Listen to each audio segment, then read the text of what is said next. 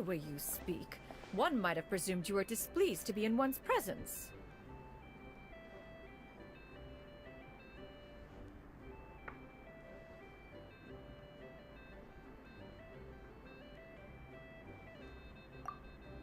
Take note, Paimon. You could learn a thing or two about how to respect your elders. Ugh, starting on the elder stuff already, huh? Shouldn't you be back in your cave tinkering away at some kite-related thingamabob or something? What brings you out here? And what's with that huge box next to you? Ah! Paimon gets it. You're here to do some shopping, aren't you? And what of it?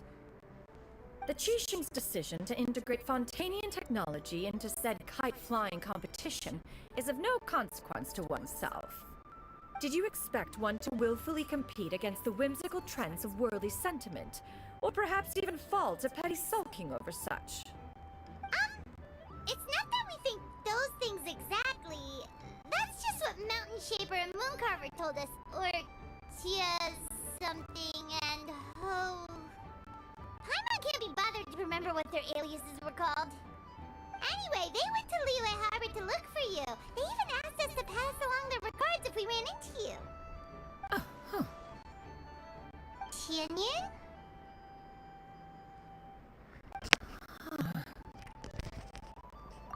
It appears time has quite flown since one's arrival in Liyue Harbor.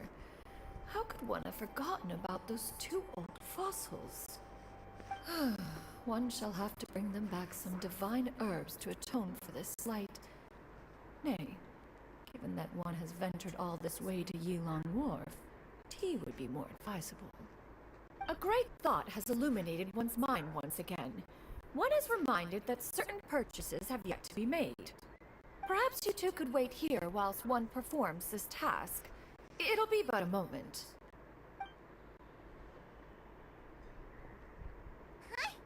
Wait, here? You're really just gonna ditch us here to watch your stuff? Oh, that woman really just does whatever she wants. Hey, not you too, Traveler! Oh, all this Paimon ditching is super not appreciated. Just come back soon, okay? Paimon doesn't want anyone to try and steal his stuff. Welcome. Please have a look around. We only sell teas of the finest quality, sourced directly from Chaoying Village. Might I recommend the Songlo variety?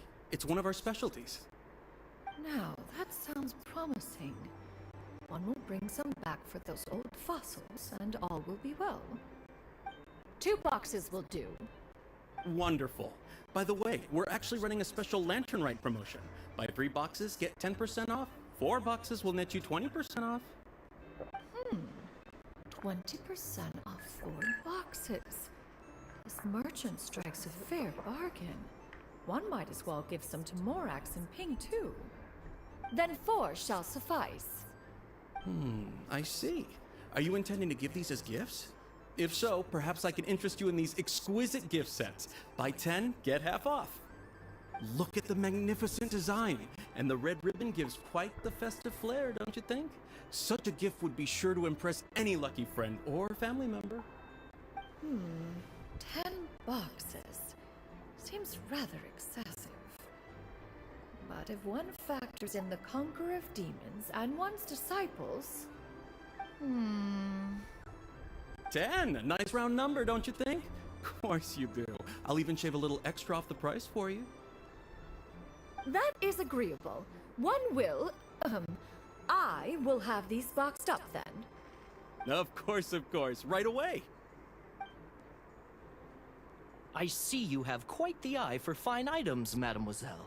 Perhaps some of my wares might also be of interest to you. I'm a toy merchant from Fontaine. You'll get nothing but the finest and most intricate clockwork toys Mora can buy here. Each one sure to be a source of endless amusement.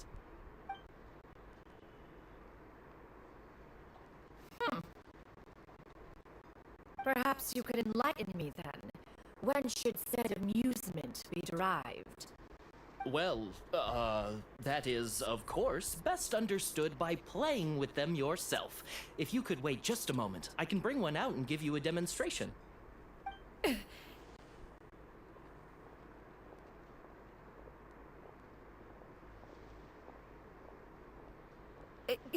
There is no need for that.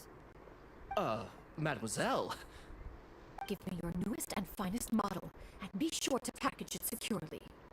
Ah, of course. Here you go. The instruction manual is... I can do without, thank you. Many watchful eyes surround this place. If one were to be spotted purchasing a mechanical toy such as this, a child's plaything no less, it would only invite scandal. There is no harm in bringing it back to study in secret.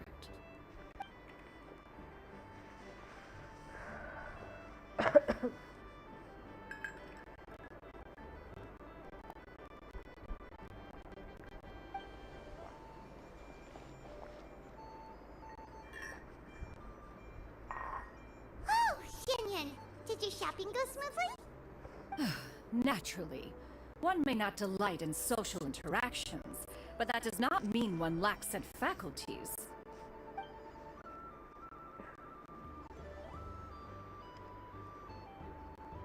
And you two? Are you not here to purchase things? We just haven't had time yet. It doesn't look like there are any kite stalls around Elon Wharf, but it does look like there are lots of goods from Fontaine. You are also planning to participate in the kite flying competition, then? One means to say, you along with all the other youths. One has been entreated to share one's kite-making expertise, and indeed there was little one could do about such persistent supplication. One moment energetic and earnest, and ejected the next. One had no choice but to acquiesce to these requests, and thus, one will be organizing a kite-making workshop to provide personal instruction in this art form. Oh, who will be participating then? Shuyu, Shenhe, Ganyu, and Yayo. Wow, that's quite a few people. Also, this is all pretty well, Xianyun, but it's not like you have to make your own kite to participate in the competition. You can just buy one ready-made and call it a day. Ha! You speak of those equipped with a mechanical lifting device, do you not? Just nothing but a crude piece of mortal machinery. The mechanism that one has developed was the fruit of millennia of meticulous study. Let us not speak of the source of the mechanism's power, but rather its structure.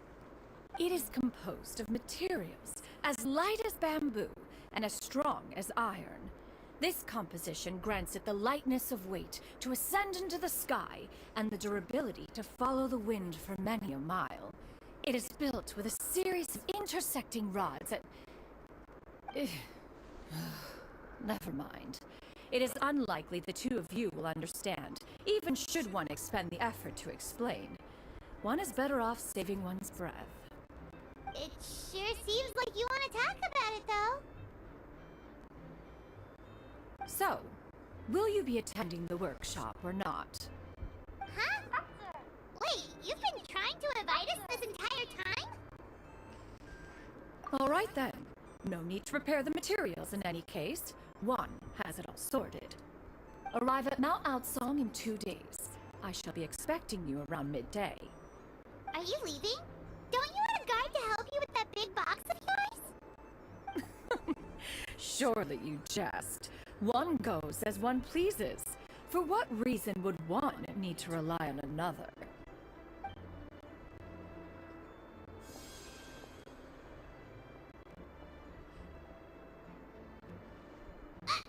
It can float? What kind of invention is that? One calls it the floating toting device.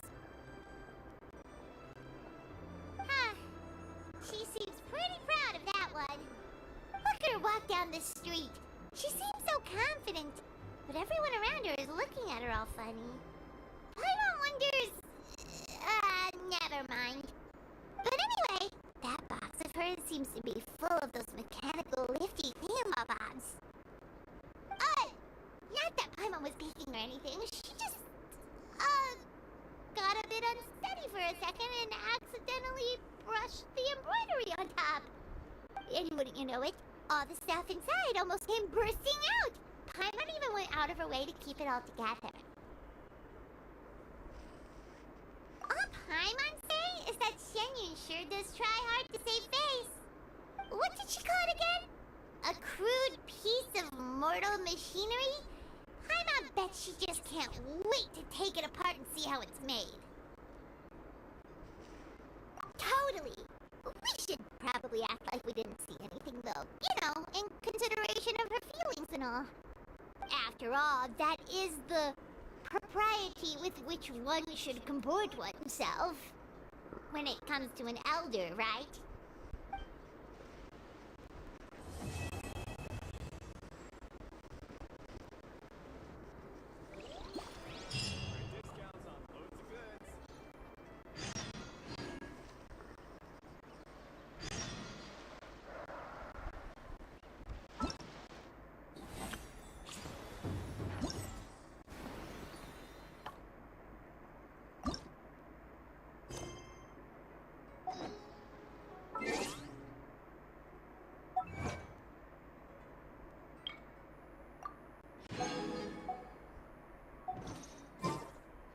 Tea parties are a...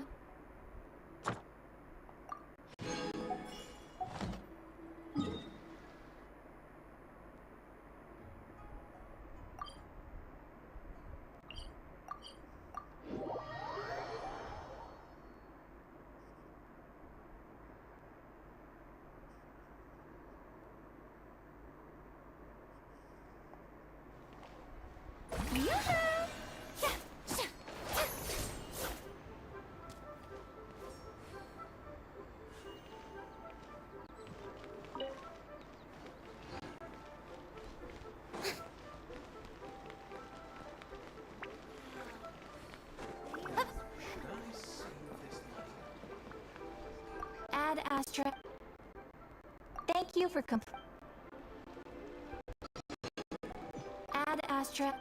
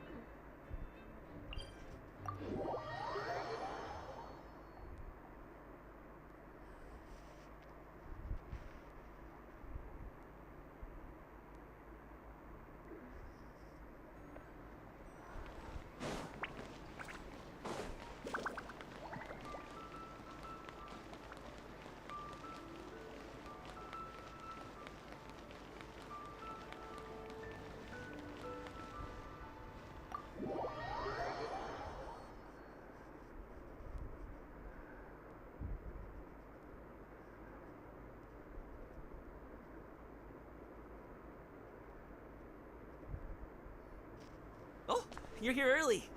I just ordered. The food should be out in a second. Sit down, sit down. Let's all take a seat. Here, hand me your cups. Oh, thank you. Wait, you weren't supposed to drink that, Paimon. That was for you to rinse your utensils. That's a thing?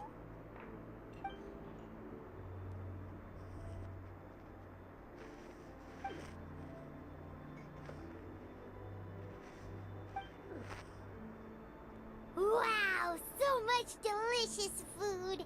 Do you really eat all this just for breakfast? That's just how we do it where I'm from.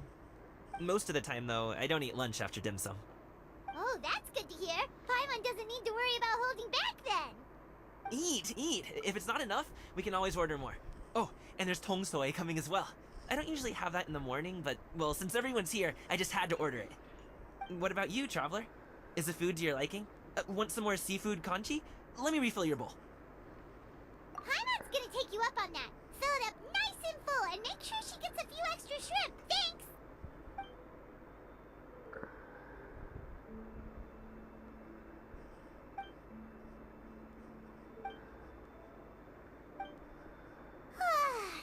So full. That meal was so satisfying, it even gave Paimon some extra brain juice. Oh, listen. Paimon's figured it out. Let's think about this for a second, Gaming. You invited us to this awesome restaurant and ordered a whole table full of expensive dim sum just for the three of us. Well, you must be hiding the fact that you're some young master from a rich family. That would explain why you try to keep your friends and family away from each other. Are you confusing me with Xingqiu? Huh? You know Xingqiu? You sure know a lot of people. Well, when you're on the road as much as I am, you hear all sorts of rumors. Sometimes they're true, sometimes they're not. What it comes down to is being able to tell the difference. More often than not, that means knocking on some doors to find out for yourself. Oh, you truly are a man of many talents, young Master Gaming. Okay, enough with the teasing. Sorry to burst your bubble, Paimon, but you're wrong about my family situation. What? Oh, Paimon thought she was onto something there. My dad is just an ordinary tea merchant. Small-scale stuff, you know? It wouldn't even make sense to mention his business in the same breath as the Feiyun Commerce Guild. My dad...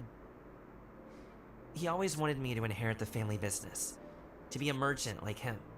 But that's just not who I am. It's not who I ever wanted to be.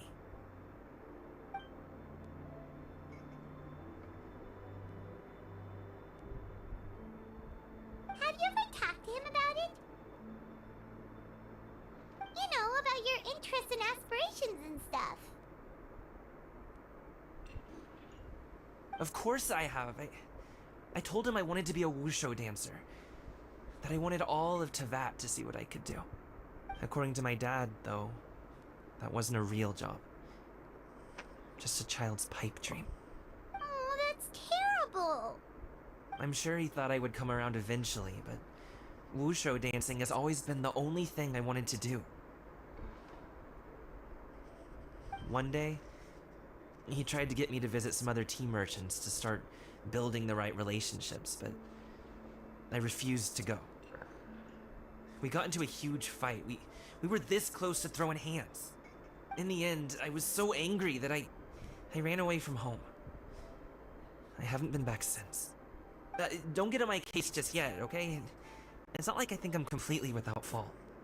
No, I know that it wasn't the right way to go about things.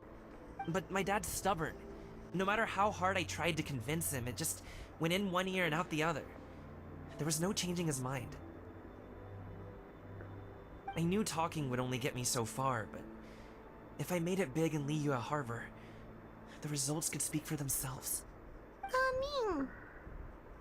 But I'm sure you both already know how that's going. Wushu dancing's just not that big in Liyue Harbor. In the past, I would go door to door from store to store, asking if they would be interested in hiring a performer. Most times, I wound up eating nothing but humble pie. And you can't just rely on dreams to put food on the table, right? So, I found a job as a guard to make some money. And now I have enough to get by and then some. Still, change takes time. Gotta take it slow, you know? Paimon understands. Okay, enough of all that serious talk. Our tea's getting cold. Ooh, let's do something fun this afternoon. What do you say, huh? I'll organize. Actually, we kinda already have plans this afternoon. We told Xianyun that we would go to her kite-making workshop. Oh? Are you interested in kite-making, Gaming? Oh, no. It's just that I happen to know Auntie Xianyun. That title certainly humanizes her a bit. Oh, I know that she's an Adeptus. I met her during a delivery once. But hasn't she been in the city lately? She's even tried, with some limited success, to change her terms of self-address or something like that. She came to see me a few days ago to ask about luminescent dice. Oh, wait a second. She doesn't plan on putting those on a kite, does she? Is that not something you can do? It's one thing to use it on cloth, but applying it to paper is another matter entirely. Why couldn't she tell me what she wanted them for? Yeah, she does seem to have trouble with that sometimes. It would be such a shame if everyone worked so hard on their kites only for them to get ruined in the end. Okay, I'll go with you. If Auntie Xianyun wants to use those dies on a kite, the formula will need to be changed. Great! The more the merrier!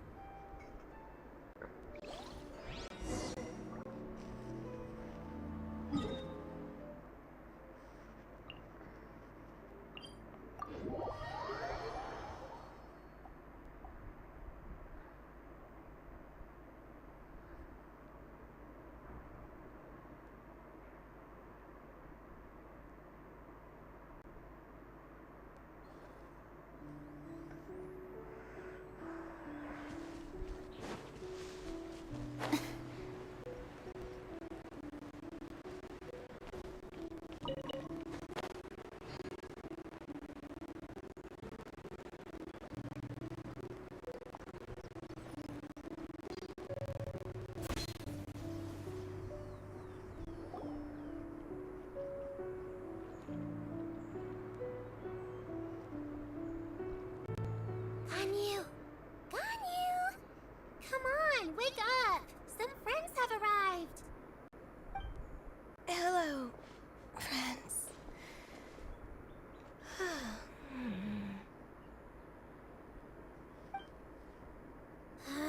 Ganyu!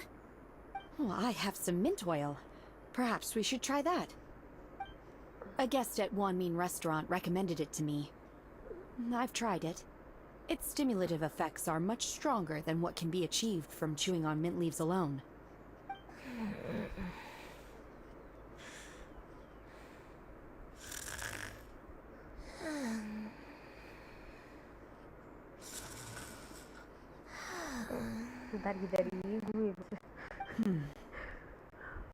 Apologies in advance. Wait! Shenhe? Not there!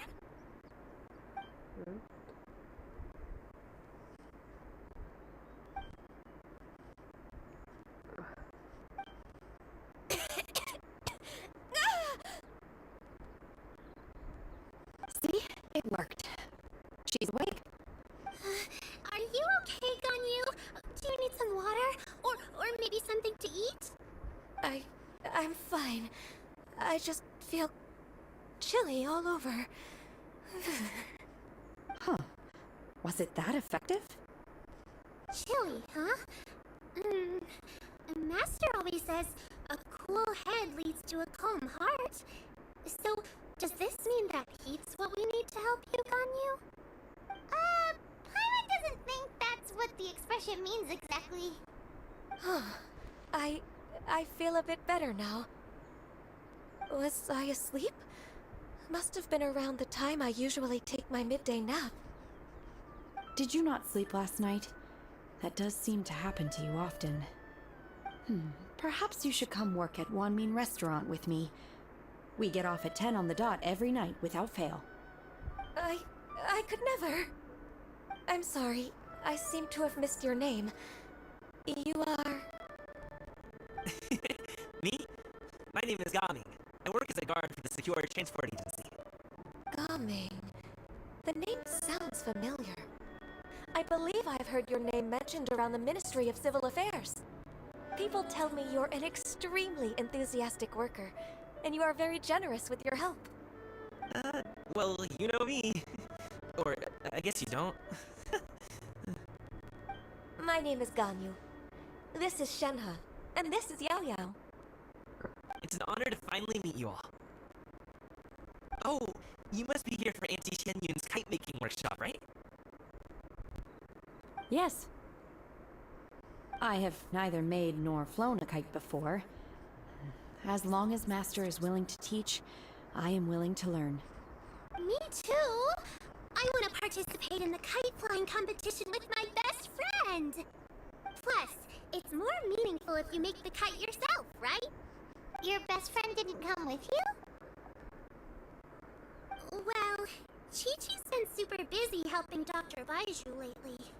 I'll meet up with her later and give her a huge surprise. Oh, I also brought bandages and ointment with me today. It's easy to cut yourself when working with bamboo, so I thought I should come prepared. Wow, you're really thoughtful.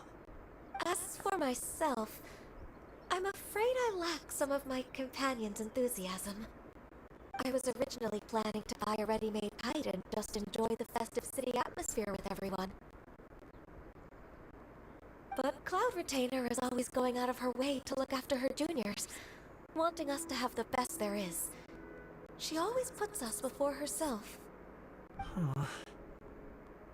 It was so thoughtful of her to arrange this workshop, so I simply couldn't let such consideration go to waste. My motivation for being here might be a little different, yes, but I'm ready to put in just as much effort as everyone else. Well, we're all here, but where the heck is Xiangyun? Shouldn't she be here by now? Who is it that speaks of oneself in such an ill-tempered tone? Oh, come on! You clearly heard Paimon! Master stopped to buy grilled tigerfish to share with everyone. Come get it while it's still warm. Oh, Paimon's sorry, Miss Illuminated Bird! Paimon always knew you were the smartest, coolest, and prettiest adeptus. Someone as wonderful as you is sure to have brought enough for Paimon as well, right?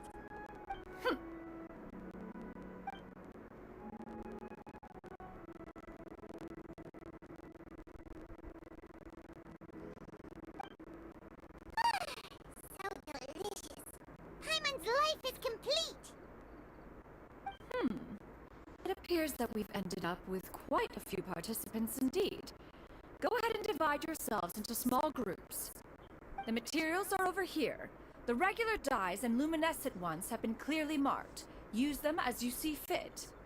As for how to make the kite, one assumes you all made sure to listen to the instructions one provided while we were eating. Yes? Are there any questions?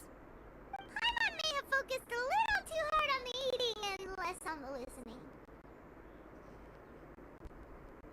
Paimon knew she could count on you, Traveler.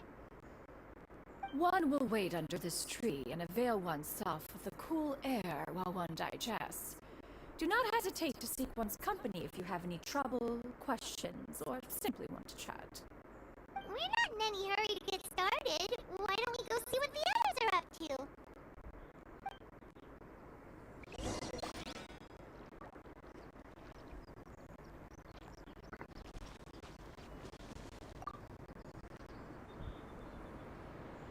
Hey, Gaming! Want to team up? Huh? Wait, I have to participate? I thought I'd be done for the day after adjusting the dye formula. You're that unenthused by kite making, huh? That doesn't seem like you.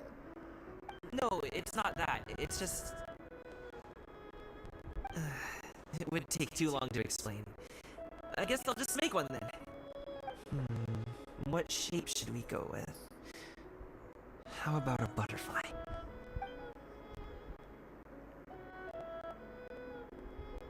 What do you think, Shuyu? Is there a particular design you want? I want a Swanee! That might be a little hard to pull off. True, but I still want to try. They're super cute. Okay, it's decided then.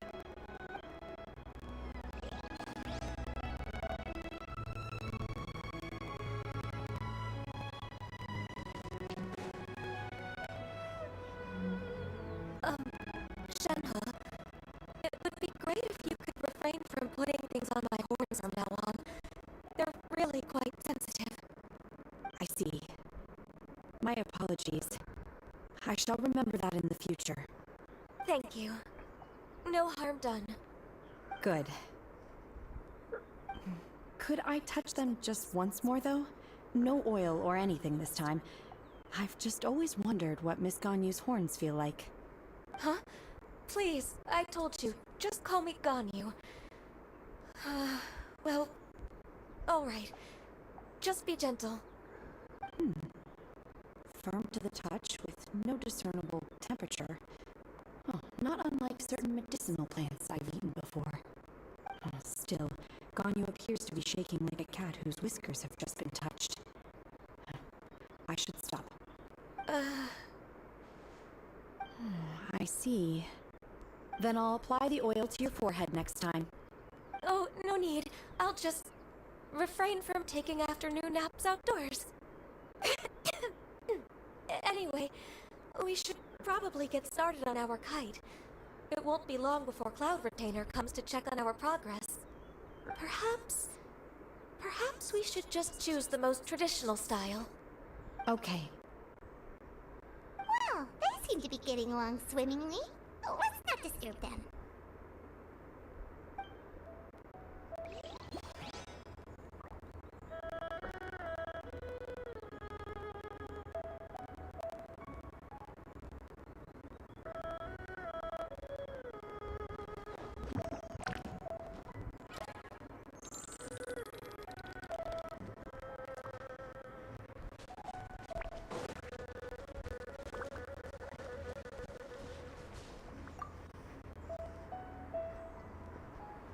Auntie Cloud Retainer, look! Am I doing it right? Very good. Your frame is nice and sturdy. This design, is it a finish? Yep. One is looking forward to seeing your finished product. What color are you going to make it, Yao Yao? I haven't decided yet. If I make it blue, it'll be more like my friends. But if I make it gold, it'll be more like me. If you are asking for one's own opinion, one would advise choosing gold. When giving a gift, the key consideration is the recipient's feelings, is it not? One imagines your friend would much prefer a kite that reminds them of you. Oh, hey, I never told you the kite was for Chi-Chi. How did you know? With age comes wisdom, child. One simply has a way of knowing things. Oh, cool. Thanks, Auntie Cloud Retainer. I'm gonna start painting it gold right now. Good. One will watch. You two seem strangely unoccupied. One was under the impression that one was supposed to be doing the relaxing. Is your kite finished? Oh, we actually haven't started yet, but we're going to start, right now. We should get started on our kite now. Let's go.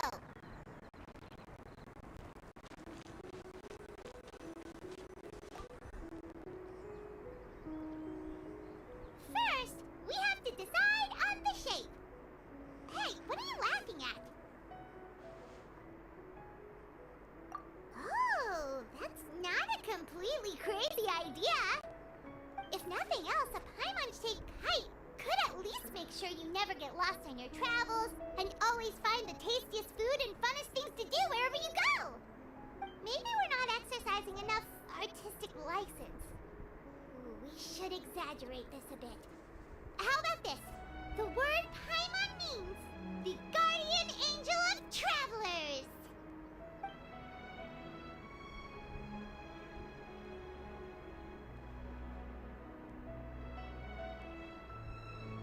Now, what expression should we give her? Since the kite is going to be flying super high in the sky.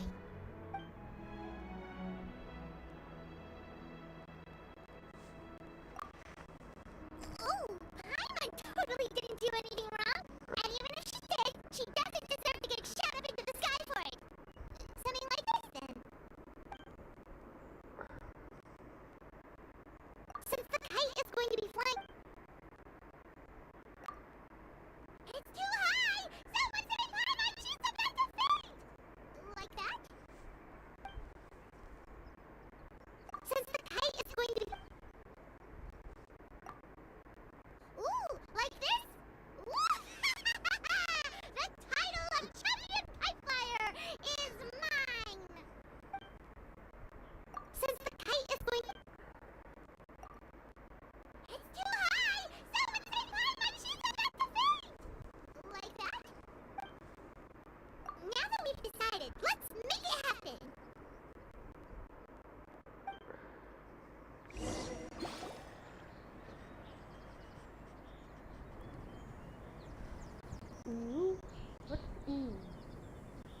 By the high blaze. Done! Paimon has to say. Kai Paimon might even rival real Paimon in No, terms I'm of not cuteness. really feel that. Now we just have to attach the string, right? All right, gather around, everyone. Oh! Shen-Yun's calling us!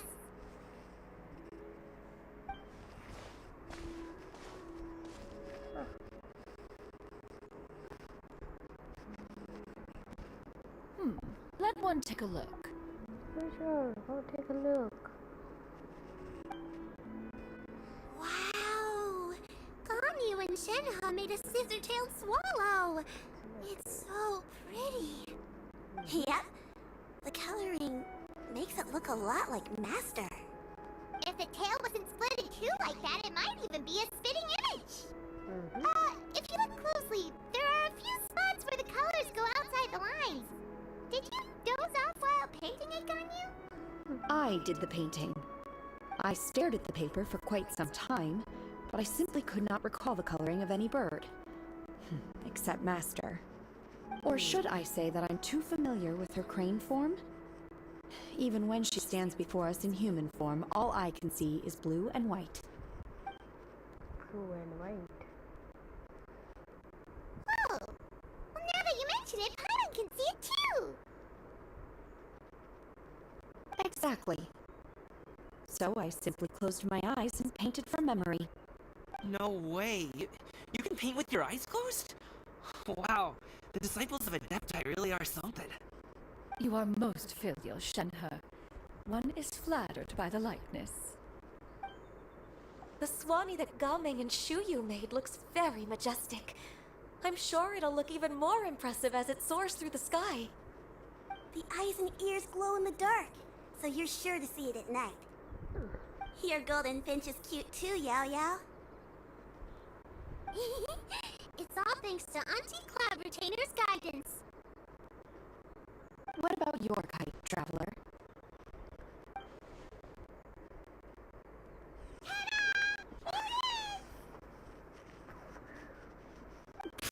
That's hilarious. Lol. Why does Paimon feel like you're laughing at her and not with her? I'm just admiring the expression you chose. Whether the kite soars high in the air or comes crashing straight to the ground, it's still fitting. That's quite the impressive feat, actually. Is that the Jade Chamber? Oh?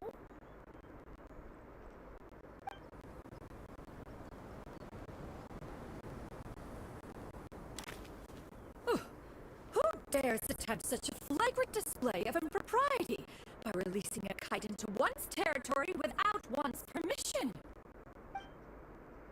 Oh, and to do so by making use of this crude piece of mortal machinery. One simply must know who it is that possesses such impertinence. Continue attaching the strings, everyone. One will be but a moment. Cloud Retainer! Traveler, Paimon, could I trouble you to go after Cloud Retainer? Master's going to be okay, right? I'm more worried about the person who released the kite. There's wind up ahead! Looks like we can glide over!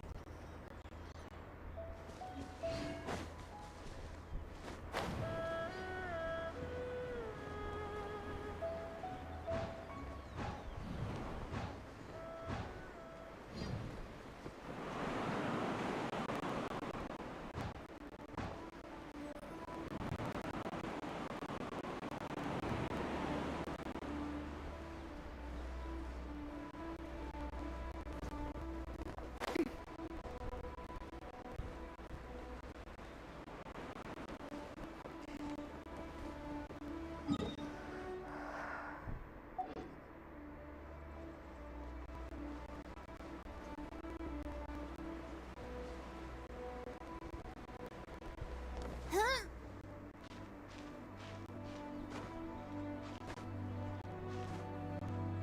Huh?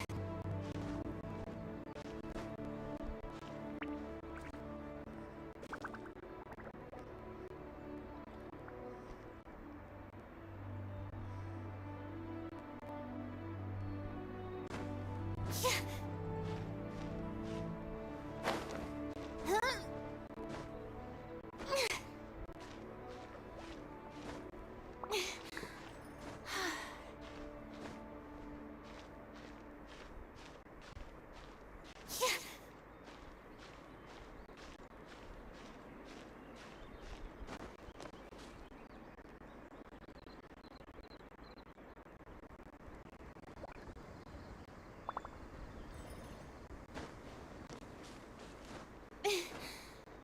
Right there!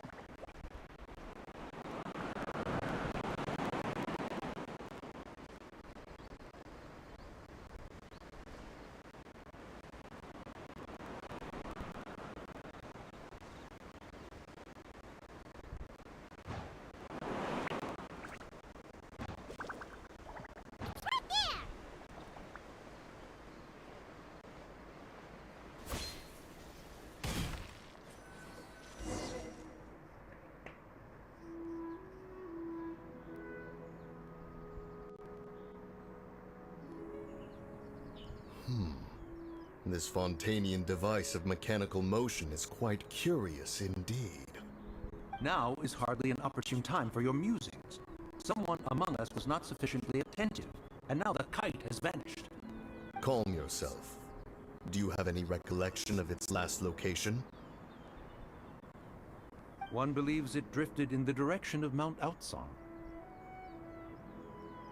Perhaps it is mere happenstance, but one feels a certain sense of dread at the thought. Your concern is misplaced, surely. Cloud Retainer is either in the city looking after her disciples, or secluded in her abode attending to her research. She will not notice that kite. On the subject of said kite, however, one simply must remark on the genius of its windless lift technology. One cannot help but surmise that its ingenuity rivals that of Cloud Retainer's creations. Still thy tongue. If Cloud Retainer were to hear you profess such a thing, we can both say farewell to any further use of the Supreme Cuisine Machine. One presumes that this kite belongs to you. Huh? Regard the situation with which we are now confronted. This is all your fault. One's fault. One seems to recall that releasing the kite was no solitary endeavor. Say something, Mountain Shaper. Surely you can think of something to appease her. Further explanation shall only fan the flames of her wrath. It would be better to stay silent and retire at the earliest opportunity. We can hardly avoid her forever. That may suffice during Lantern Rite. But what about the Moon Chase Festival? Sooner or later, she will discover our true identity. Hello? Go retrieve the kite. Absolutely not. You retrieve it. That is not our kite. Oh, so an adeptus such as oneself is mistaken then? Ah, you're an Adeptus? Please forgive us for any impropriety. I truly possess no inkling of who could have released a kite into your esteemed domain. Pray, who could be responsible for such wanton behavior?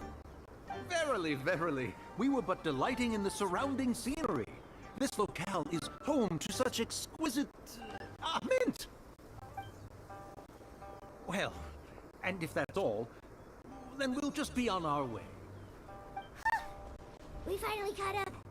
You sure do fly fast in your illuminated bird form, Shinyan.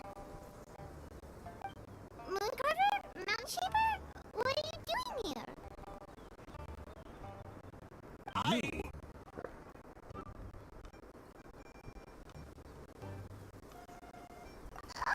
now, Paimon's getting a weird vibe.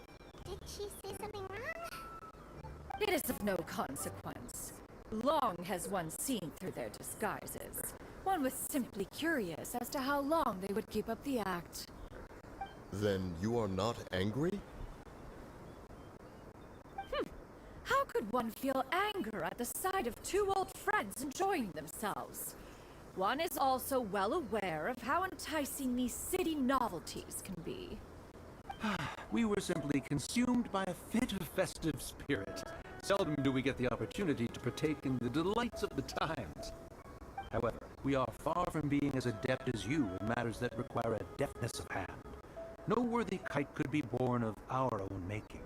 Thus, we could only take the convenient route, so to speak.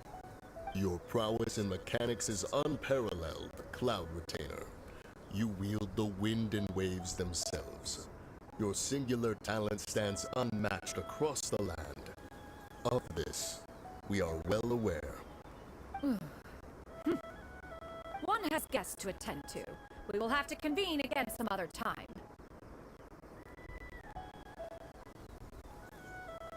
Traveler, Paimon, do try to keep up. We're leaving already? All this flying from place to place is wearing Paimon out.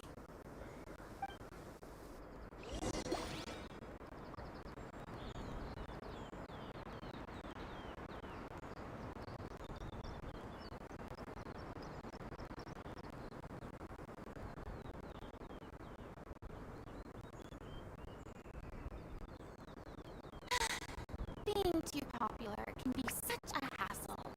Who knew that people would adore me so much?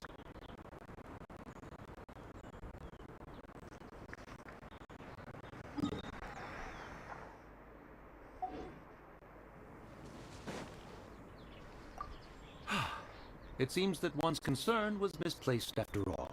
Then, should we continue flying the kite?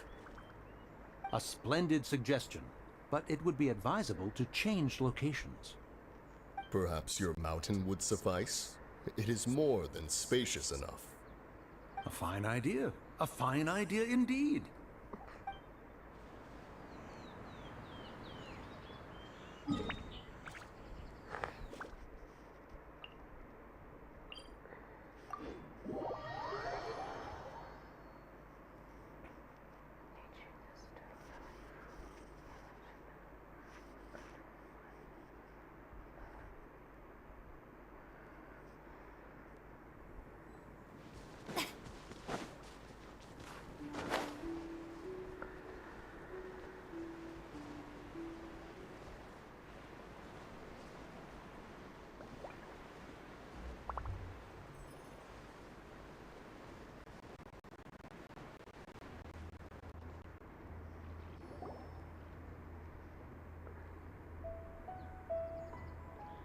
They're back.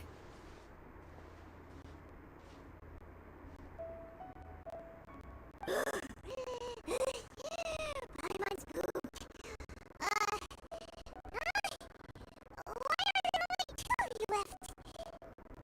After you left, Yao Yao and Shu Yu tired themselves out playing with their kites. Gaming offered to escort them home. Before he left, he said something that I don't quite understand. Oh? What did he say? He said, a kite is always tied down no matter how far it flies or how high it soars. Its tether prevents it from ever truly flying free. He looked quite dejected as he said this. Now that you mention it, Gaming did seem to have a rather strange attitude towards kites.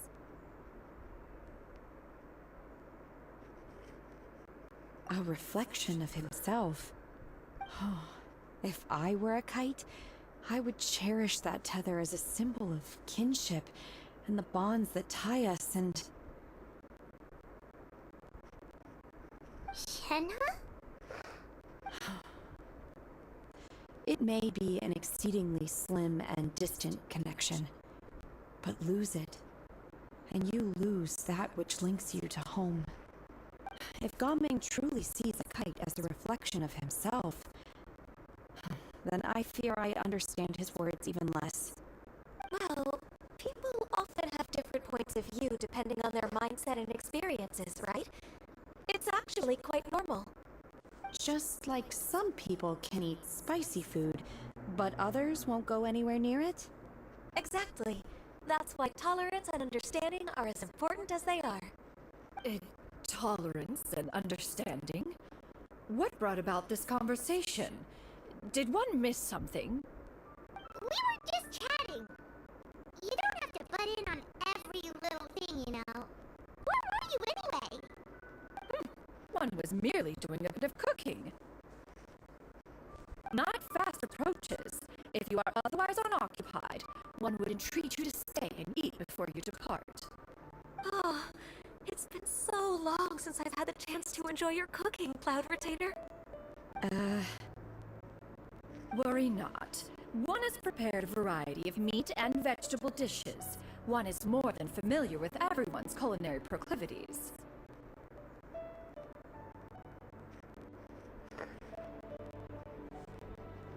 Hey! Hunter's hungry too! It's not like the dim sum and grilled fish could keep her full the whole day, you know! Shenhe, Ganyu, come with me. Whoa! What's with all the secrecy? You're not trying to play favorites, are you? If you're ready to serve the food, we can help too!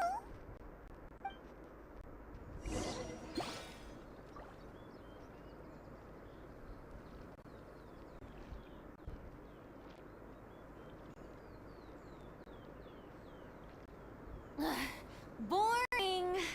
Isn't there anything else more interesting to do? Shower me with praise!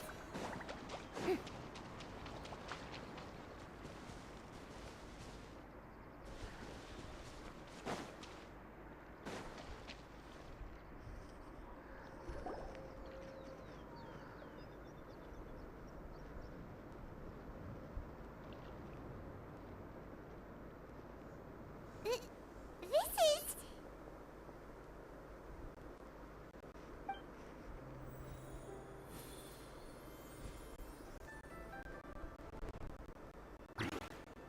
Oh, I can feel the wind brushing against my legs.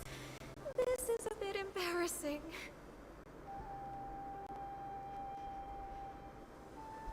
Is the headpiece secure? I should have asked Cloud Retainer to check before I stepped outside.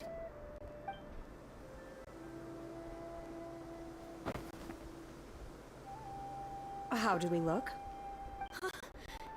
She asked them just like that?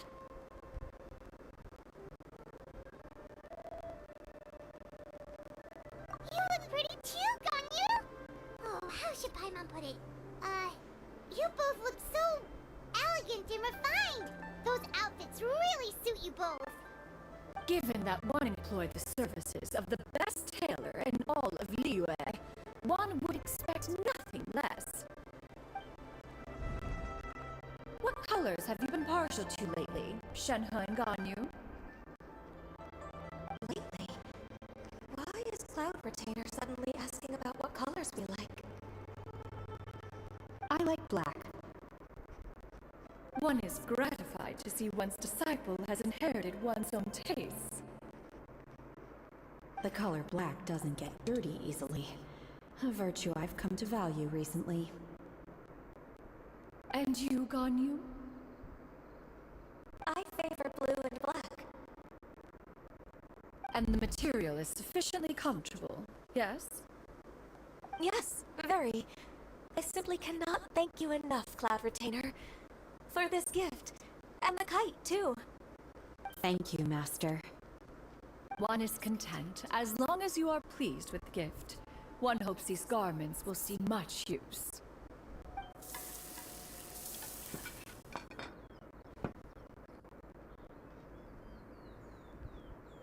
Seems like your supreme cuisine machine is just getting better and better, Xinyun!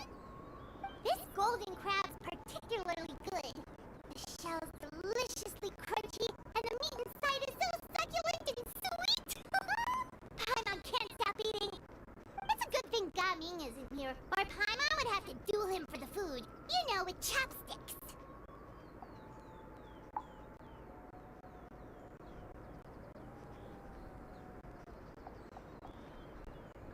He traveled all this way on account of the kite-making workshop, and he spent the whole afternoon looking after Shuyu. One was hoping to treat him to a meal. Oh well. One will just have to extend one's thanks in person. It's rare for someone to make such a good impression on you, Cloud Retainer. One has high standards. He appears to be a young man of much merit, and one is not the type who would see such potential squandered. It appears that he wishes to break free from the kite string that tethers him. Kite string? Huh, what strange metaphors you speak in, Shenhe. Ever since you returned from one mean restaurant, your turns of phrase render one at quite the loss. Where do we even begin? Oh, do you know about the conflict between Gaming and his dad, Xinyun? One has only heard that the two are not on good terms. He ran away from home and hasn't been back since. Oh? Ran away, you say? Huh. One believes we would all benefit from a more thorough retelling. Start from the beginning. Oh, okay.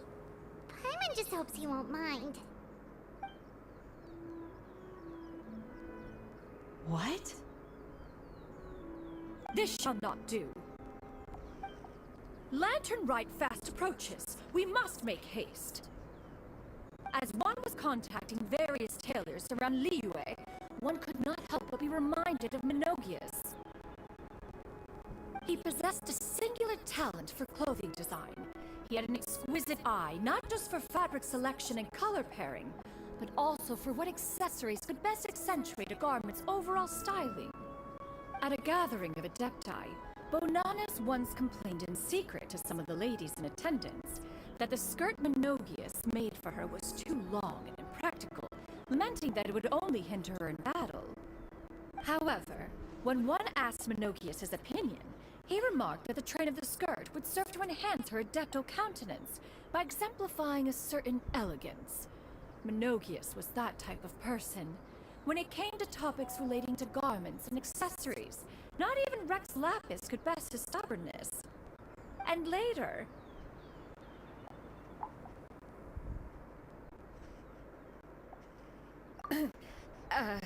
one seems to have strayed off topic.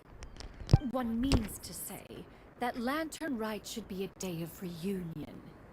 It is a time to address problems before they turn into regrets. Fate is fickle. The cruel reality of this world is that suffering and misfortune can befall any of us without design or reason.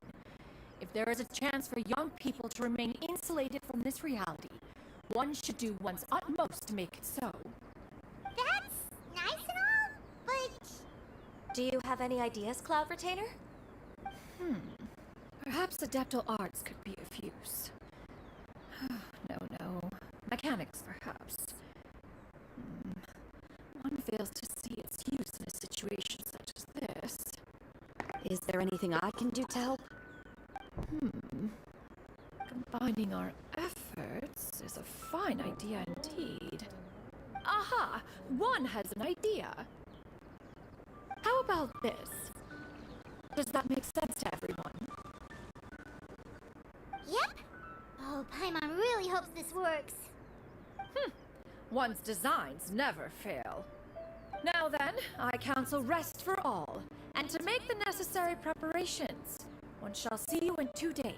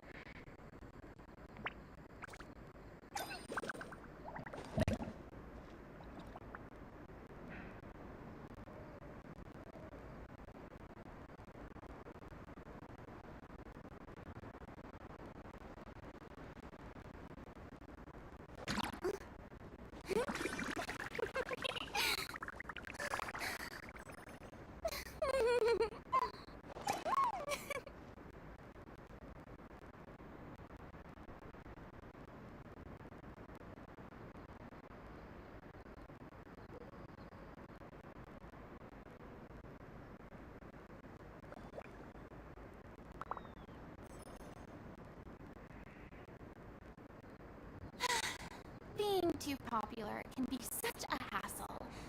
Who knew the people would adore me so much?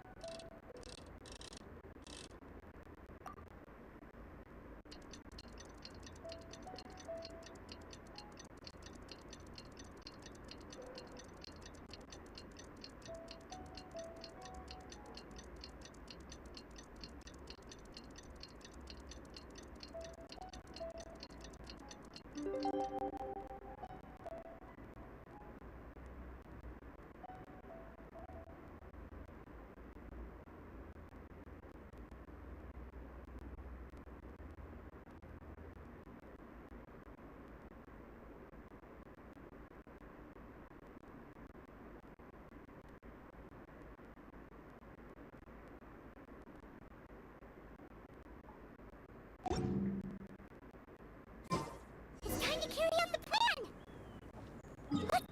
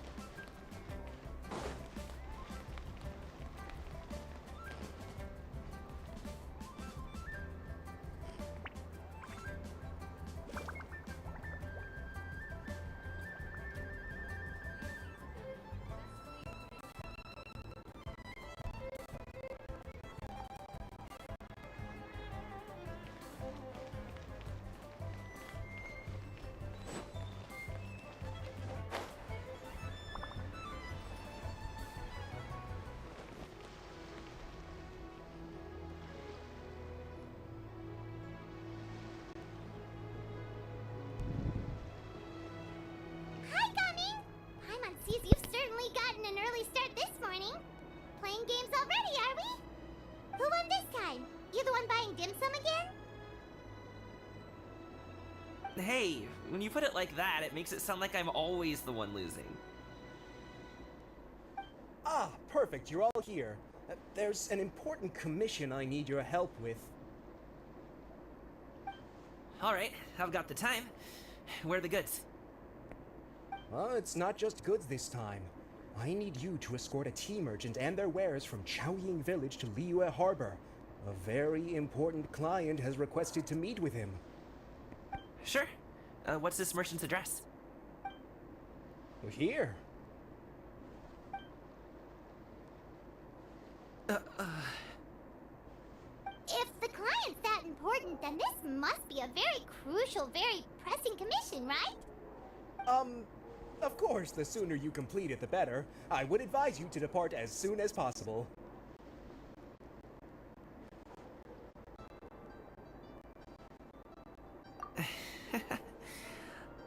Alright, don't work too hard now, Longzhou. We'll set off then.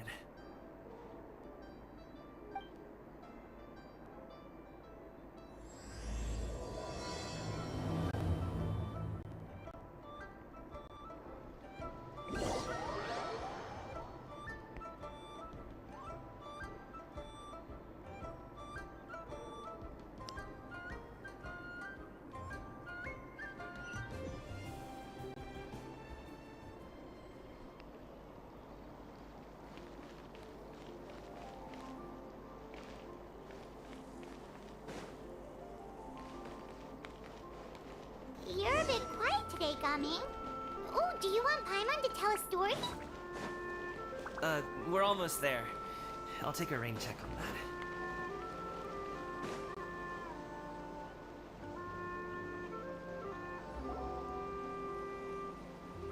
Hello, you must be the team merchant heading to Liyue Harbor. We're here to escort you.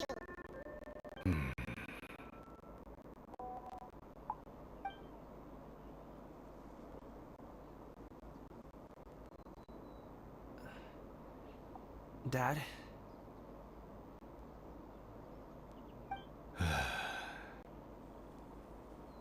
Oh, so you're Gaming's father. It's nice to meet you. Just leave this delivery to him. Trust Paimon, he's got this in the bag. Gaming is super good at what he does. Everyone at the Secure Transport Agency says as much. Even the Ministry of Civil Affairs has nothing but good things to say about him. Seems like you've made some sort of name for yourself, at least. The goods are all in order? Yes, they're all here. Then let's get going. A very important client has asked for you by name. You kind of have to come with us. Paimon doesn't know how we would explain ourselves if you just didn't show up. Plus, you'd be missing out on a huge money-making opportunity. I see. I suppose I will have to trouble you all to escort me, then. Let's go.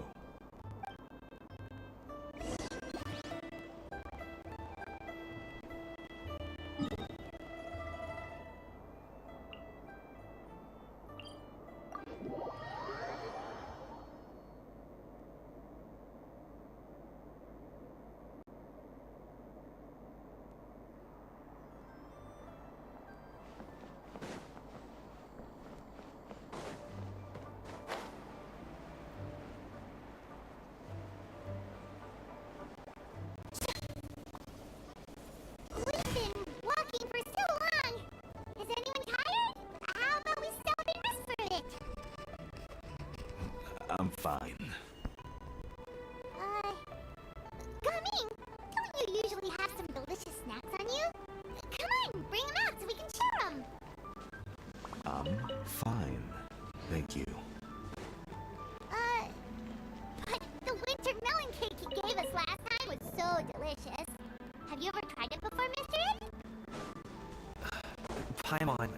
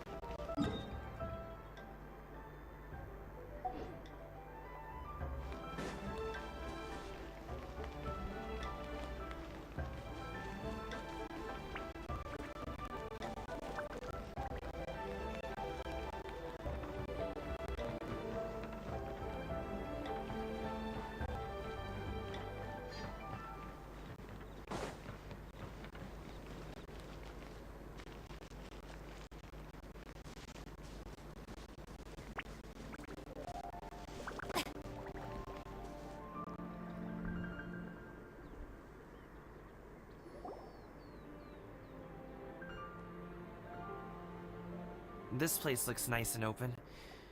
Why don't you all rest here for a second? Huh? What about you? You're not going to join us?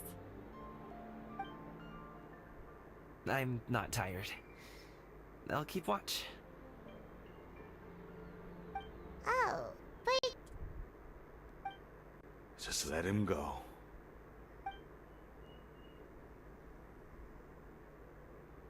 Okay, we'll just share amongst ourselves then. Did you know, Uncle Ip, that the flavor of these cakes changes depending on... Halt! Who goes there? It appears that one's movements were overly conspicuous. Enough of your musings. Focus. Focus on the matter at hand. Present your exquisite ornaments at once. Indeed. Bring them forth readily and without protest. Ah! What do we do? It seems as if these two are acting alone. It won't be difficult to subdue them, but they might have something else waiting in store for Dad. The best way to keep him safe is... Leave this to me. I'll handle them. Traveler, Paimon, take my dad and the goods away from here. No, Gaming. It's too dangerous. This is what I do.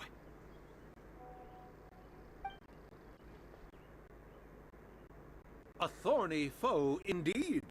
Let us depart and seek a target softer in blows and disposition. Don't think I'm gonna let you off so easily. Away! Let us away! Coming! Don't worry, he's a great fighter. Paimon's even seen him take down a dozen or so treasure hoarders all by himself. But Coming, if he had just stayed by my side and learned the family trade, he wouldn't have to put himself in such dangerous situations. We just have to trust him. Let's go on ahead. We'd best get away from here, in case there are other bandits in the area waiting in ambush. All is going to plan.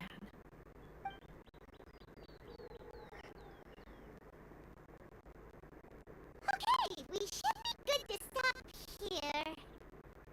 Chun-Li? Oh no, what is he doing here? Good sir, please listen to me. Reel in your line and leave this place as quickly as you can. There are bandits in the area.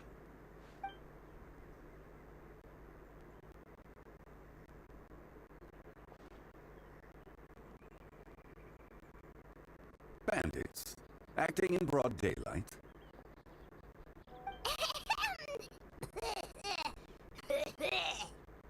Oh.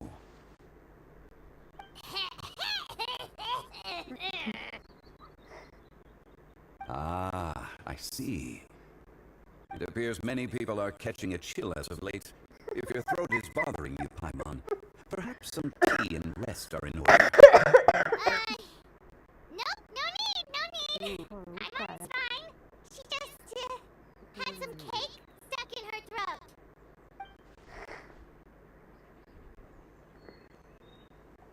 If there are indeed bandits in the area, then we should inform the Millilith at once.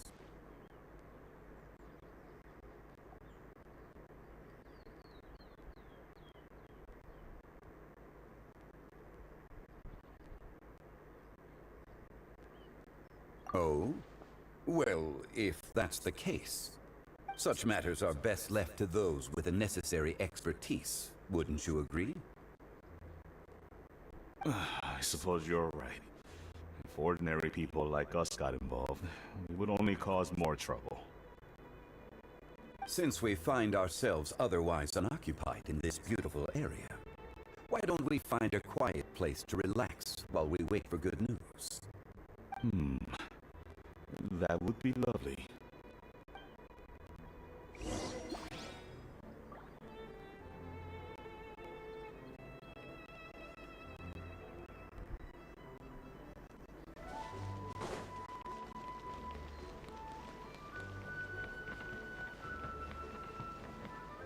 Strike a pose!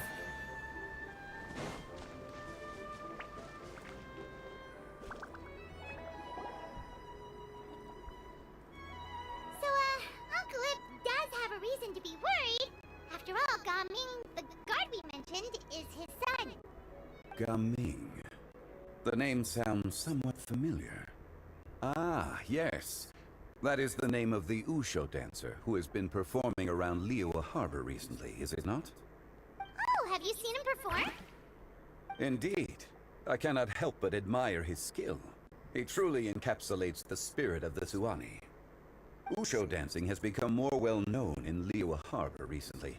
However, although performers are seeing budding success, they have no doubt had to face many hurdles along the way. One's not so easily understood by spectators such as ourselves. If you ask me, what truly deserves admiration is perseverance in the face of adversity. That is a rare attribute indeed. I have heard many of my acquaintances praise Gaming for his kind, selfless, and courageous disposition. To have a child so accomplished and upright, you must be a very proud parent indeed, Uncle Ip.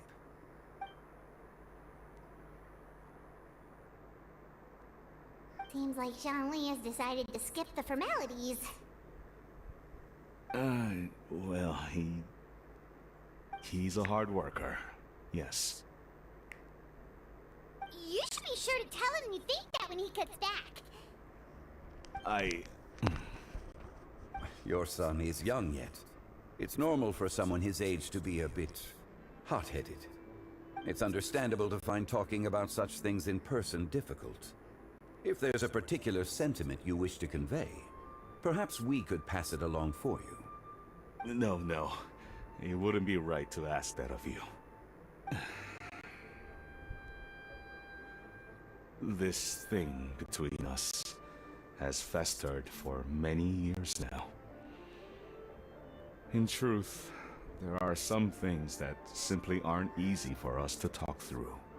I've been in the tea business for most of my life, and I always hoped my child would do the same. Otherwise, how would he support himself? Over the past few years, I heard how well he was doing for himself as a guard. How his work was taking him to farther and farther off places. I also heard that he never gave up on wuxia dancing.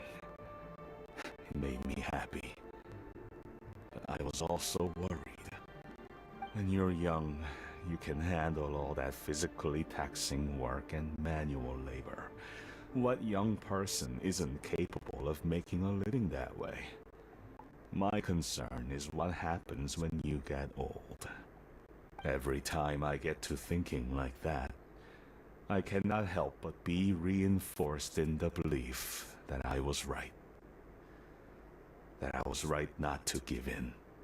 I often regret introducing him to wuxia dancing as a kid. If I had known how things would turn out, I would have never taken him to see those performances in the first place. It is only natural for a parent to strive to send their child down the right path. No one would begrudge you that sentiment, Uncle Ip. You need not worry. You seem quite young, Mr. Zhongli. Yet you speak with such wisdom. Perhaps I have misjudged your age. Your words are too kind. Truth be told, one of my old friends has several grown daughters. Rather than fretting about their future, however, she prefers to let them find their own way. Then she's more easygoing than I could ever be. I fear I lack such an open mind. Oh, I meant to say earlier, there is no need to be so polite. Feel free to call me by my name, Iptak. Sure. So, do you also think I fret too much, Mr. Zhongli? That's not exactly what I was hoping to convey. Only a fool would ask a parent not to worry about their child. But think of it this way. Raising a child is not unlike flying a kite. Hold the string too tight, and it can no longer soar.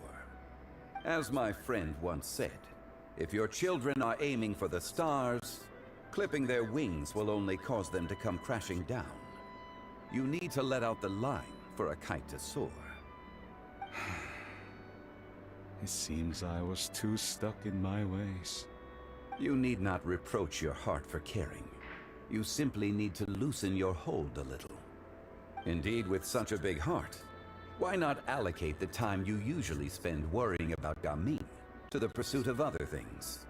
Like going for a stroll, drinking tea, or taking in the scenery. You never know what surprises could be in store. Things can change in the blink of an eye. The blink of an eye, you say? Do things change so quickly? Children grow up in quite the same way, do they not? Day after day, year after year, sometimes in the blink of an eye, but always when you least expect it. As a father, I'm sure you know that best.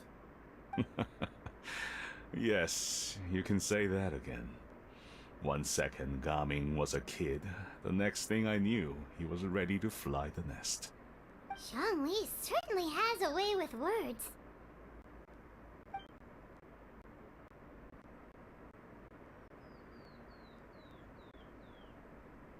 Oh, Gamin is back!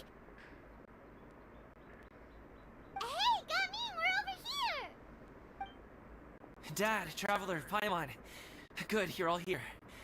Oh, and Mr. Zhongli from the Wangsheng Funeral Parlor? You're here too? A fated meeting indeed. We were just enjoying some pleasant conversation.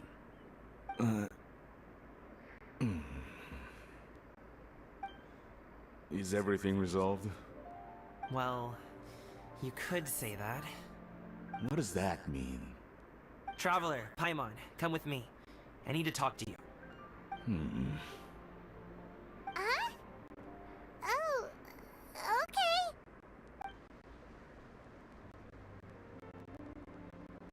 I'll come right out and say it. Those two bandits, you sent them, didn't you?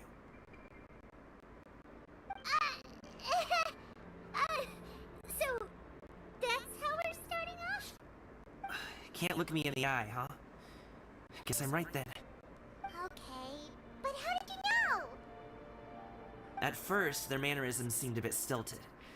But once I got close, it was obvious that they possessed great skills. I was right on their tail, and it should have taken only a few steps to catch up to them, yet somehow, I was never able to close that distance. People with that level of skill would have gone about things differently from the start, like sneaking up on us while we were distracted. Unless, of course, their real motive was to lure me away from the group all along.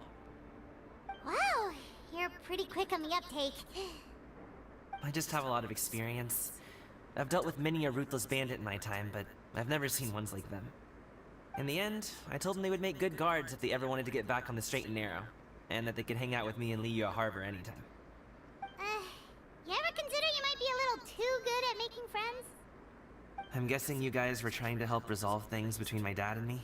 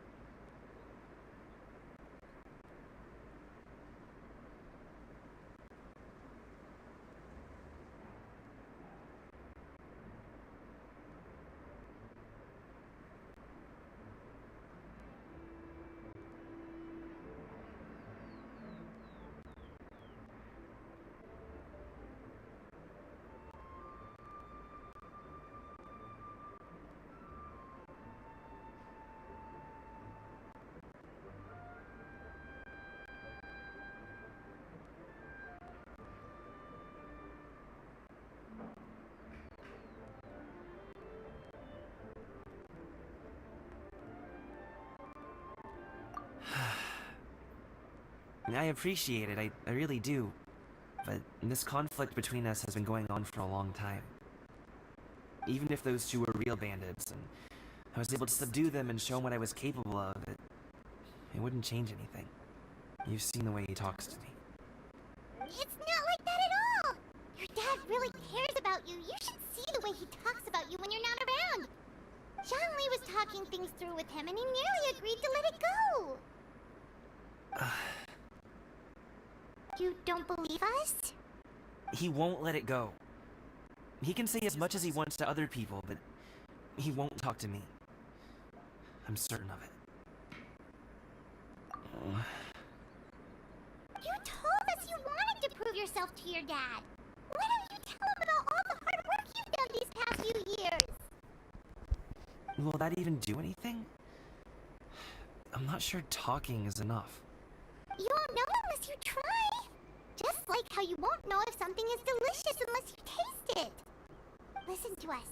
It's time to put these people skills to good use. You can make friends with anyone, so why not your dad? I'll do my best. You are very knowledgeable, Mr. Zhongli. I'm impressed. Despite my being in the tea industry for several decades, it seems I still have much to learn about the art of tea tasting. You flatter me. It was nothing but a few humble musings. How much tea have you drank since we've been gone?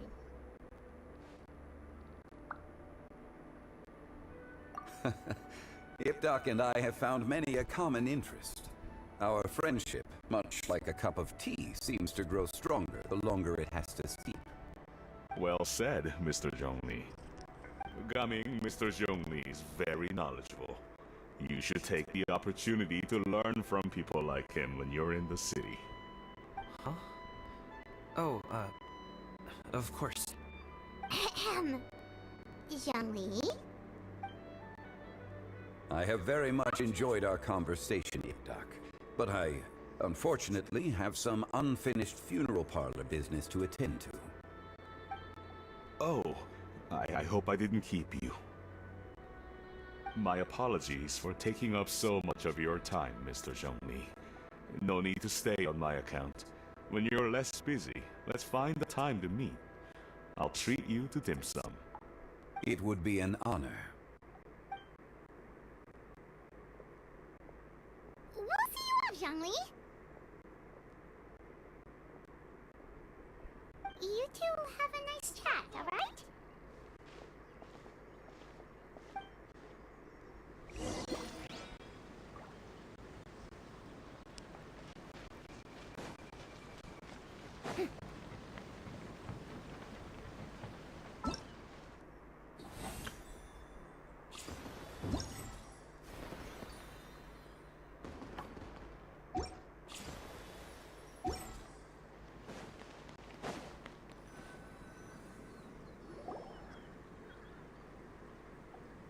Thanks for helping us talk things through with Uncle Ip. Good thing you were able to pick up on what we were putting down. I have been around the both of you for some time now. You could say I have a certain level of expertise in that regard. As for my role in the conversation, think nothing of it. I hardly did anything noteworthy. You never change, do you? Why did you have us walk all this way? Paimon thought we just had to go far enough to be out of earshot. A friend approaches. Hello. So, you're here too? I've been here the whole time?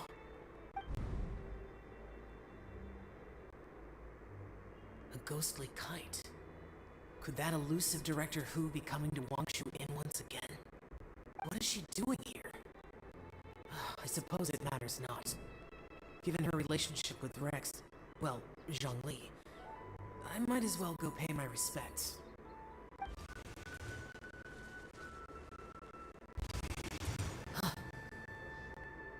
It's you! I thought you were Director Hu. Ah, your arrival is most fortuitous. Do you want to try out this new gadget? The addition of the power source makes the takeoff more stable. It's just that... He seems quite immersed in the study of this device. I fear it's almost too stable. It completely negates the pleasure of seeing one's kite sway with the wind. It's a bit of a shame. In truth, I'm here because Director Hu dispatched me to purchase some items in preparation for Lantern Rite. I see. Much like she does every year. Much like she'll do next year, I would imagine.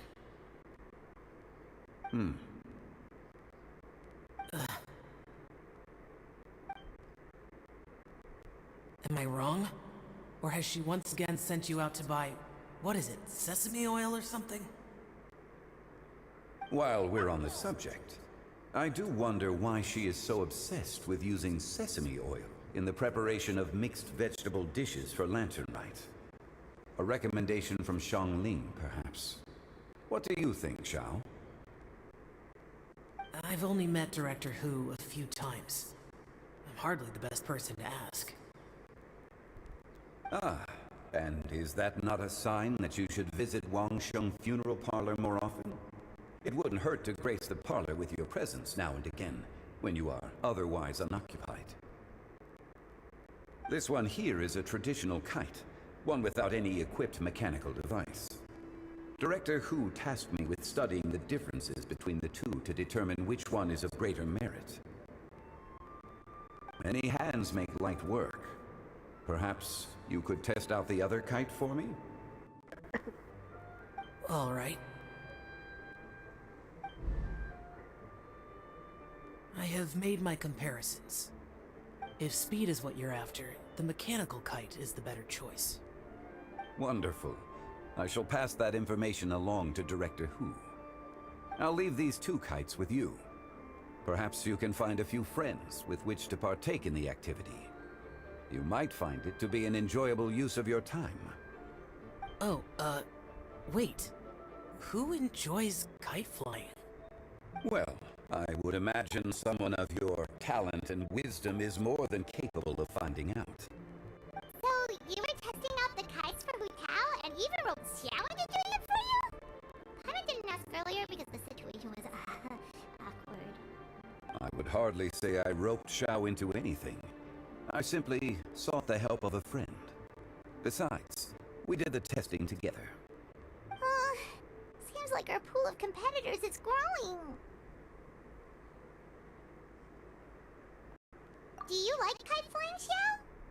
I suppose I neither like nor dislike it. Although, watching a kite gradually ascend into the sky does bring me a certain peace of mind. Perhaps they're a bit like Xiao lanterns in that way. Kite flying is also a pleasant form of relaxation. Have you ever thought about making a kite, Xiao? Cloud Retainer taught us how. We can teach you if you want. There's no need. Menogius was the only Yaksha among us who had an interest in matters of ornamentation and design. When Lantern Rite is over, come find me near Pervasi's temple if you have the time. It's getting late. I should go inform Director Hu of our findings. How's she been, by the way? Be sure to say hi to her for us. The last time I spoke to her, she mentioned that she would be visiting Chaoying Village in a few days. If you have the time, perhaps you could also make the trip. If you happen to run into her, you can pass along your regards in person. I'll keep that in mind. Take care, Xiangli. See you later. See you next time.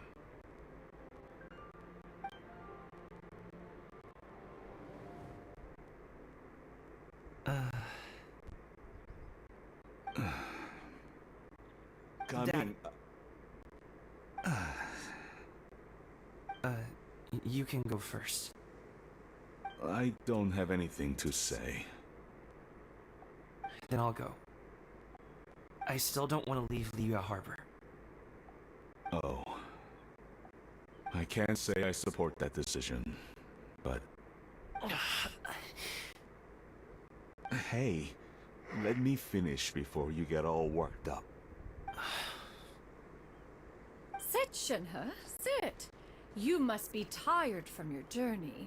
Shall I pour you a cup of tea, or would you prefer something else to drink? No need. I'm not tired. They're gone, Master. Perfect. The time is nigh for us to make an appearance. Do you remember the plan when recounted to you? Yes, Master. We aim to give them a demonstration of familial love. So I'll have whatever you are having. All right. What are Auntie Xianyun and Shenhe doing here? Just how many people are involved in this scheme? I suppose all I can do is just take a seat and see what happens. Perfect. I just so happen to have bought some Sunglow tea recently. It's quite the delectable variety. Or it would be if one has not been forced to drink it every day in the hopes of whittling down one's considerable stash. One has more than had one's fill already. Oh, forget it. Such thoughts detract from the present need to keep up the conversation. Has work been busy during the holiday season? Do you need my help with anything? Drunk guests can sometimes cause trouble, but I deal with them as you taught me, by pinning their heads against the table. Are Auntie Xianyun and Shenhe serious right now?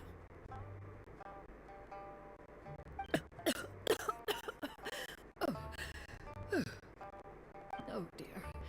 While one was busy orchestrating this act, one seems to have forgotten about Shenhe's various eccentricities. What I meant to ask was, have you made any new friends? We live so far from each other. It would be a great comfort to me to know you were surrounded by good companions. You already know of my past circumstances. Recently, I've been conversing with Guoba in the kitchen at night. Guoba can't talk, but his companionship is a comfort. The poor child. Her one friend can't even talk. I guess maybe Gaming is not doing so bad after all. Perhaps I've been too hard on him. Let's move on, shall we? Do you have any plans for today, Shenhe? How about we do something fun? That sounds about right. Take her to do something fun, and perhaps she'll loosen up a bit. Like we used to do when we would carry stones up and down the mountain from dawn until dusk, picking herbs to eat for dinner along the way? If that is what you ask of me, then that is what I shall do. Dad, here, have some tea. Or no, wait, let's not have any just yet. Yeah. I simply can't listen to that any longer. Coming. I'd like to finish what I was trying to say before. I don't support your decision to stay in Liyue Harbor, because living there is too hard on you. If you come home, there will be people to help you. I'm not saying we have to live under the same roof. I know our personalities are too similar to avoid butting heads. But you'll have your entire family around you. Your aunts, uncles, they'll all do whatever they can to help. You could get a less taxing job, and we could grab dim sum together from time to time. Huh. I didn't know dim sum was such an important affair, Master. Just think about it, okay? You don't have to decide now. Dad really has changed a lot. He would never have said these things to me before. But thank you, Dad.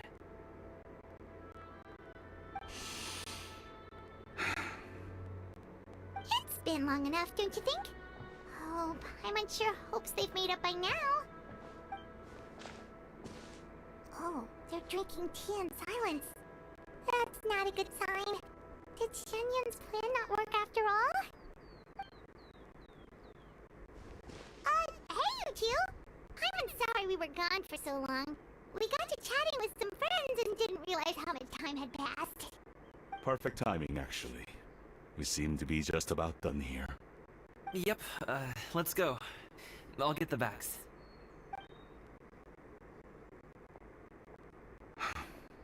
Gaming has grown a lot taller, hasn't he?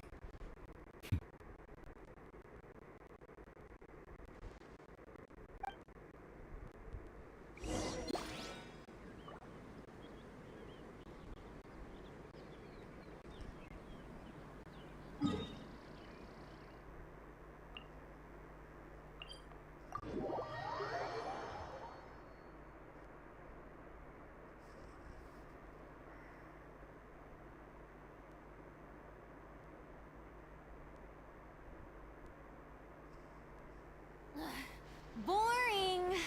Isn't there anything else more interesting to do?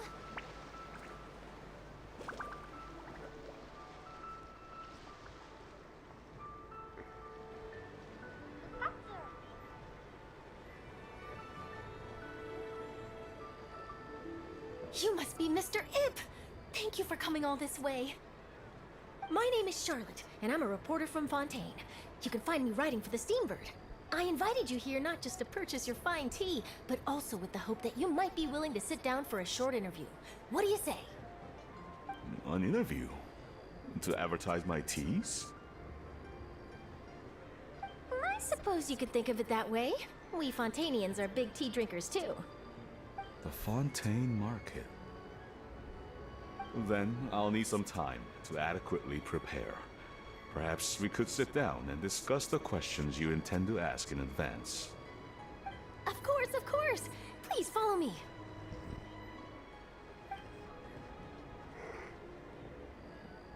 Is this person also involved in your plan?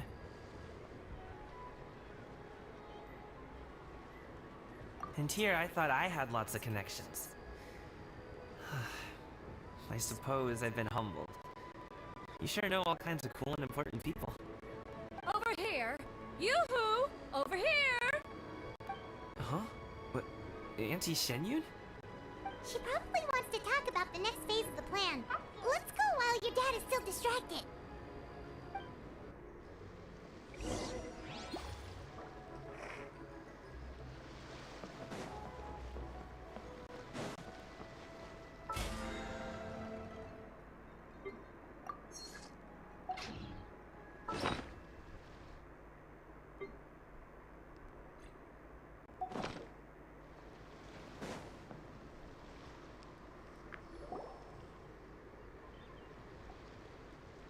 I take it that all is going well?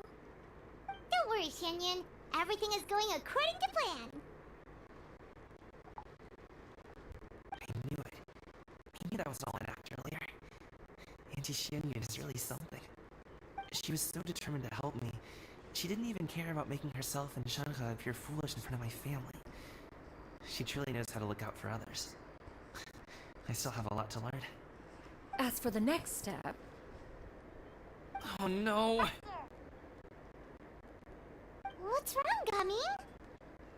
Don't tell me you're the ones footing the bill for all that tea. I can't let you do that. Fret not. Reimbursements will be made. Exactly! Think of it more as an investment, as Nilong would say. We pulled together the Mora so that Charlotte could place the order. She's gonna bring it back to the Steambird as a gift, as well as a sample of the regional specialty. Fontanians will probably fall in love with your dad's tea as soon as they lay their eyes on Charlotte's article. And once all the money from the new orders begin to roll in, giving our Mora back will be a piece of cake.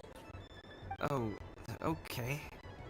Business-related matters always seem to go over my head, but I refuse to let you all lose more on my behalf. I'll pay you back right now. We can talk about such matters at a later date. There are more important matters for you to consider at the moment, are there not? Yes. I've been thinking about it the whole way here. I have an idea, but I'd hate to cause even more trouble for all of you. That is for us to decide. Yeah, we're all friends here. Plus, we wouldn't be here if we didn't want to help, right? Just tell us about this idea of yours. Okay. So, it's like this.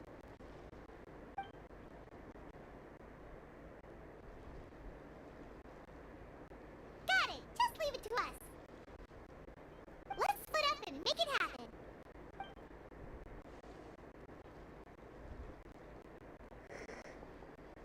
We need to do those things we talked about, but we also still have the kite flying competition. Since Xiao already tested out those kites for us, why don't we also go buy one of those mechanical thingamabobs or whatever they're called? We can attach it to our kite.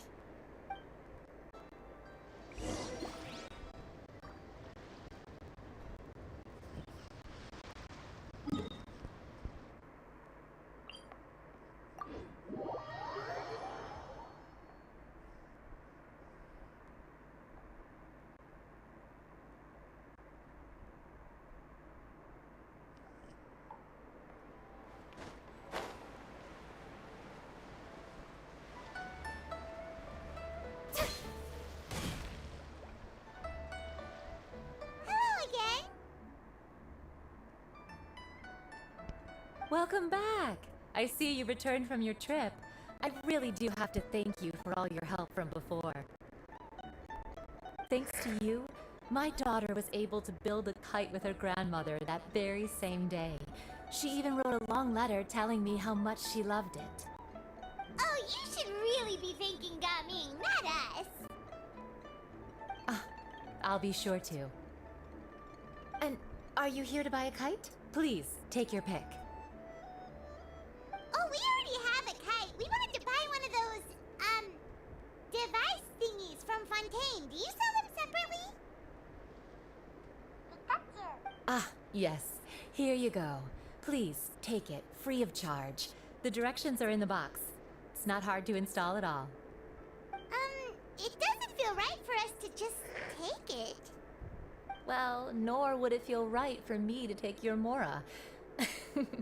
Good luck in the kite flying competition. I'll be rooting for you. Alright then, thank you.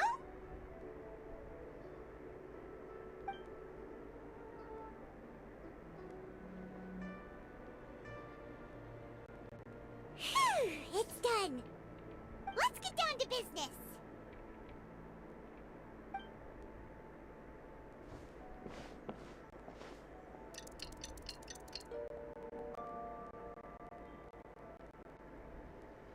Looks like we finished everything we needed to do. Let's find a good place and put this thing into the sky.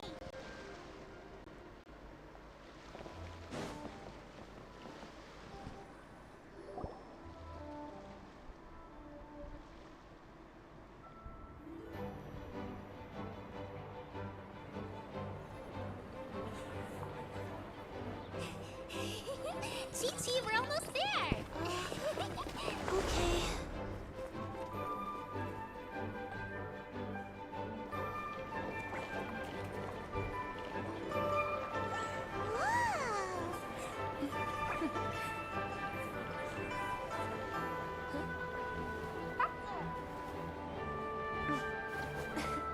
Come here, allow me.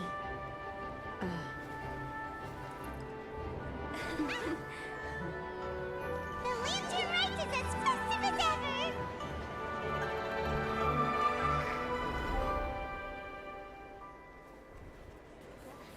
Huh? Oh, what's going on? Did something happen? What should we do? Oh, should we get the Millilith?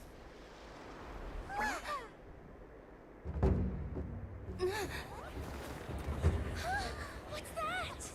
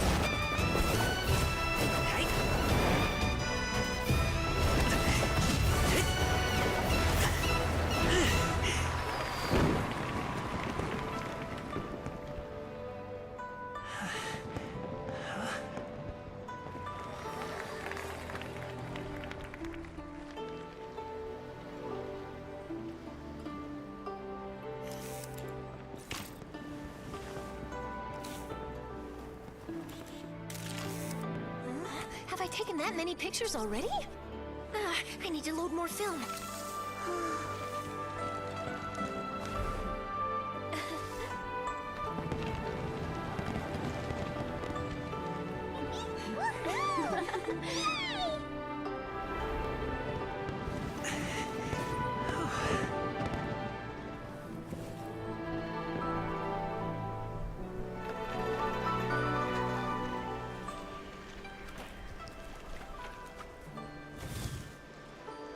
Wait, the wind. Oh my gosh! Mommy, I want a big kite like that too! Do you see that kite way out in front? It's so beautiful!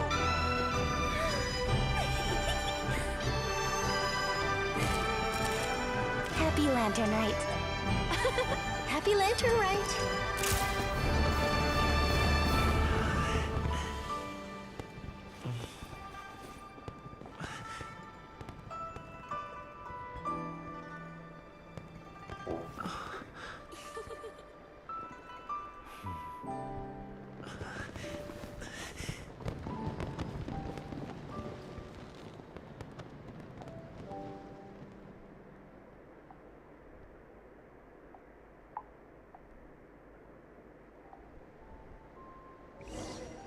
Gaming's performance was so cool, Paimon almost wanted to join in! You saw that, right, Traveler?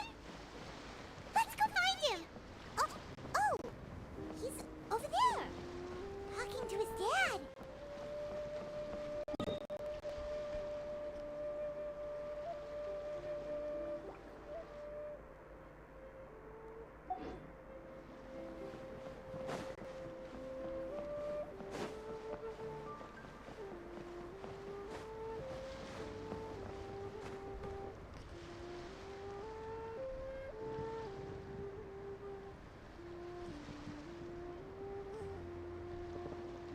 I think I'll head off now, if that's okay. Thank you, little girl. Do you want us to walk you back? No need, no need. Master is waiting for me right over there.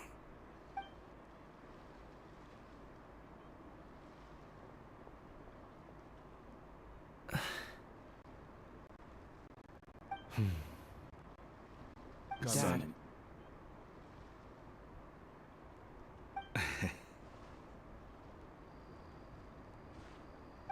I suppose I'll go first this time. Okay. Your performance. I've seen many wushou dances in my time, but I've gotta admit, what you pulled off there was breathtaking. Wow. I never thought I'd live to hear you say that. You're serious about doing this professionally? Absolutely. I know it'll be difficult, but... Then it doesn't matter. What I mean to say is, of course it'll be difficult. But if that's your decision, if that's your dream, then it doesn't matter how difficult it is. As long as you put in the work, then any obstacle can be overcome in time. Really, when I was young, I also... Actually, how about we save that story of my past for another time? All I really want to say is, I've changed my mind. Much like this kite, you also deserve to soar to new heights. Dad. Son. Son? Haven't heard that in a while. I bet you're wondering what's gotten into me saying all this. Well, a little bit, yeah. Anyway, I know I've never found a chance to say this before, but... to me, Gaming, you've always been a great kid.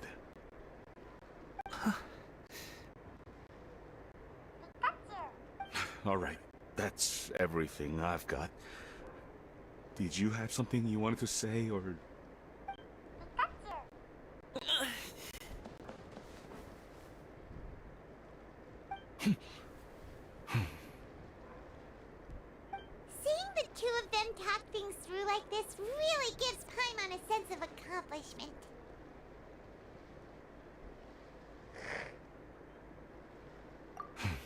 Now go. Over there. Your friends are still waiting for you. Huh?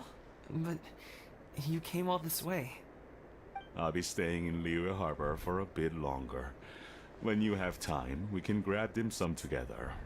Your treat, right? Dad, honestly. Go. Okay, then I'm off. See you soon.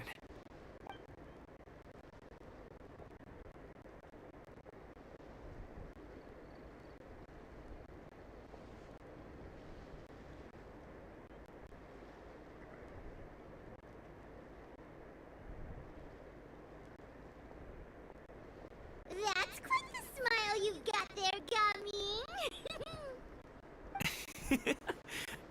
Really? It's nothing to be embarrassed about.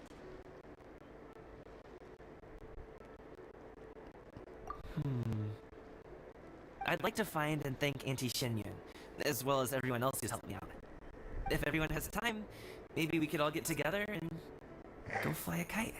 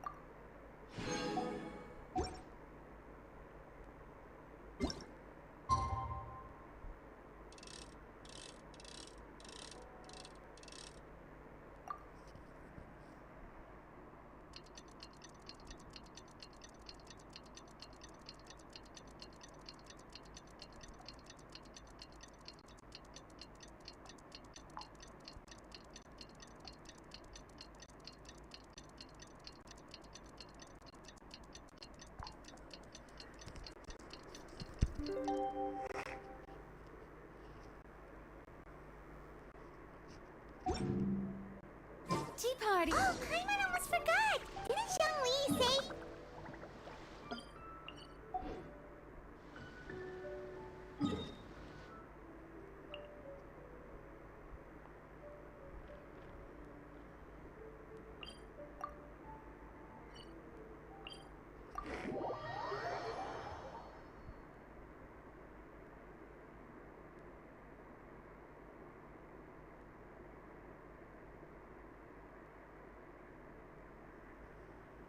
We didn't have anything else to do today, right?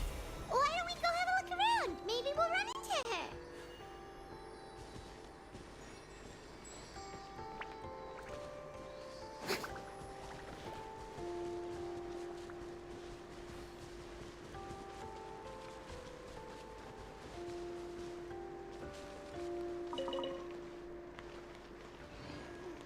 I wonder how much we'll make this year.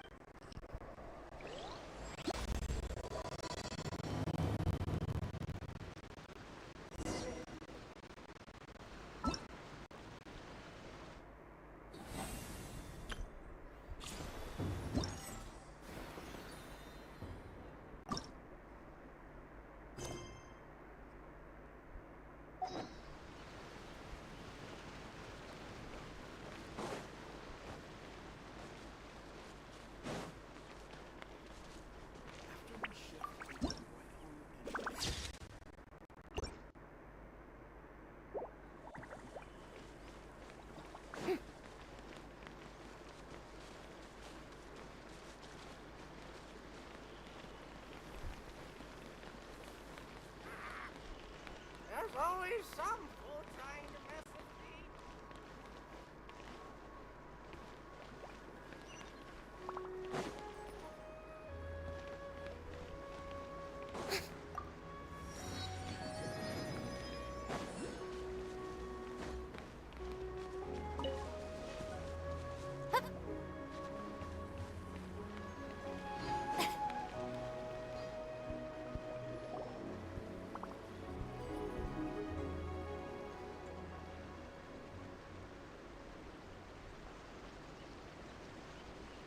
The mountain air is so refreshing! It makes Paimon feel like she could float around all day and never get tired! Cream! Gummies! Fuel fruit! Huh? Did you hear that? Sunshine! Blue skies! Good vibes! Right? So Paimon wasn't just hearing things. That voice sounds really familiar. Well, we've got the time. Why don't we go check it out?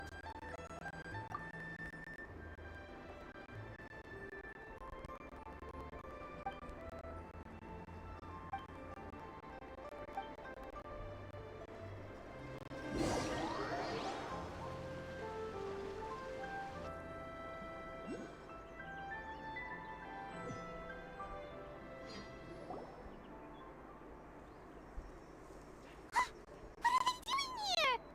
Navia, Clarang! Ah, well, if it isn't my dear partners. See, I told you that something good was going to happen during our travels today. I have to say, sometimes the Steambird's astrology column is spot on. It's just your lucky day. Are you guys also here to catch the festivities? Oh, and that reminds me. Happy Lantern Rite. Happy Lantern Rite. Happy Lantern Rite to you too! Wait, if you're here for Lantern Rite, then what are you doing on top of this deserted mountain? And that voice we heard, that was you, right, Navia? Oh, impressive. You could tell it was me from that far away. You've got good ears. That or your voice is just really loud. Well, of course it is. After all, I'm a boss. Indeed. I suppose it's an asset. Sure is! Having a loud voice is a handy tool when it comes to communication. Wait. That wasn't even Paimon's point. Paimon just wants to know why you two were shouting from the top of this deserted mountain. There was something about almonds, maybe? And buell fruit? Ooh, is it some sort of secret code? No, it's not a code. The words are meaningless. Perhaps, but the act of shouting was very meaningful indeed. That's just what mountain climbers do, right? After all the hard work it takes to make it to the top, as you stand on the summit looking out at the vast scenery, it's not easy to resist the urge to release those emotions. Exactly. You get me, partner. I was afraid that it would cause a disturbance, so I asked the locals around here, and they said it was fine. Apparently most hikers like to shout when they get to the top, so the locals are used to it by now. So, you see, it's not just me. I guess everyone shouts from the top of a mountain at some point in their life. Speak for yourself. When you're stressed, don't you ever just get the urge to do something for no reason? Not really. If I ever get stressed, I just go hunting. Oh, that's a pretty good way to relieve stress.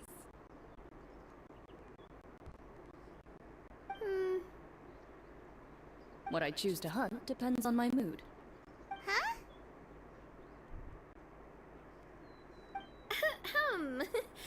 Anyway, why don't you two give it a try? Shout anything you want. It's a real stress reliever. As long as Paimon has clothes on her back and food in her belly, Paimon doesn't think there's any stress that needs relieving.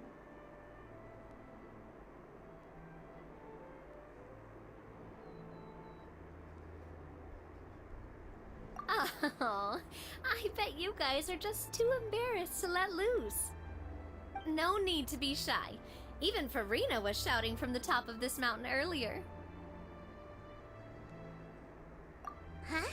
Did Paimon hear that right? Farina's also here? In Qiaoying Village? Believe in your ears. It is indeed as you heard.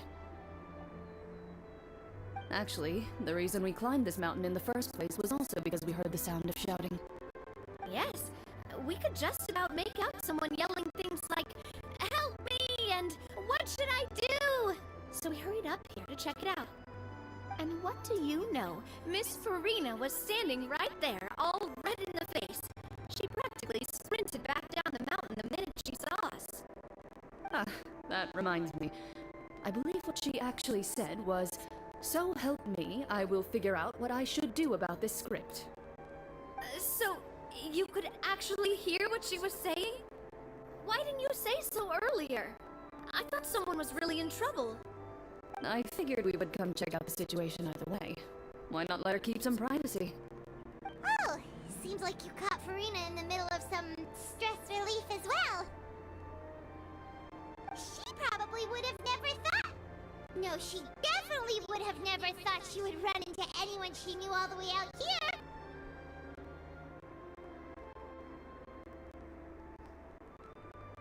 I think so. We ran into Nervalet on the way here as well, but he was already on his way back, so they probably weren't together.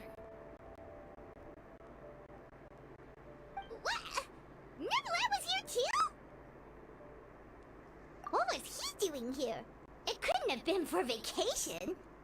I think it just might have been, actually. But apparently he only stayed for half a day before heading back. He's a very busy man. Nervalet is not the type to take much time off. Taking even a half day for himself is already a huge step in the right direction. Didn't Charlotte publish an article on the Liyue tea industry recently? Maybe he was inspired to come buy some tea after reading that article. You know, just like you were. My situation is completely different. I'm here because I was asked to accompany you. The tea purchase is simply an added bonus of this location. You Fontanians and your tea drinking. Oh, it's not for me. I lost a bet with Ridesley, and now I have to buy him something. It was just a spur-of-the-moment sort of bet. Ridesley gets really invested in that sort of thing, but he couldn't care less about what he wins in the end. You could give him mint plants that you plucked from the side of the road, and he wouldn't even mind. If only he was that easygoing when it came to talking business. In any case, I'm pretty sure the tea you bought is this region's specialty. What is it called again? Nervalet even mentioned it earlier. Yes, that's the one. You didn't really buy 10 boxes, did you? Please, do I look like someone who would fall for that sort of marketing trap? That reminds me. You guys said you only came up here because you heard my voice, right? I hope it didn't put you out. You must have had other plans for the day. Oh, that's right. Who tell? A few days ago, we heard that a friend was going to be in Qiaoying Village, so we decided to come and see if we could run into her. Oh dear. We've been chatting for quite some time. I'm sorry for keeping you. That's good. We should probably head out and look for Hu Tao. No need to stay on our account. We just got up here, so we're gonna stay around for a little longer. Go and meet your friend. We can meet up in Qiaoying Village later. Sounds good. We're gonna head down the mountain then. See you later!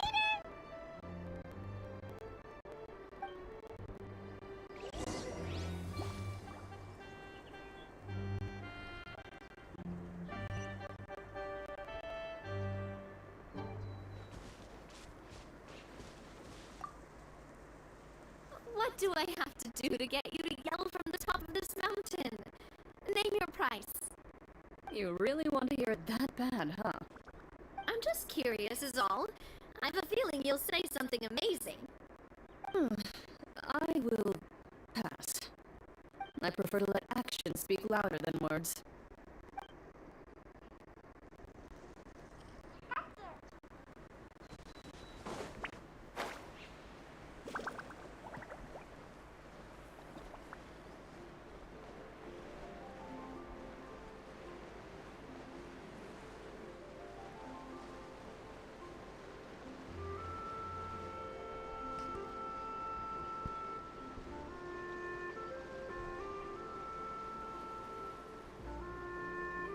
Village is known for its tea.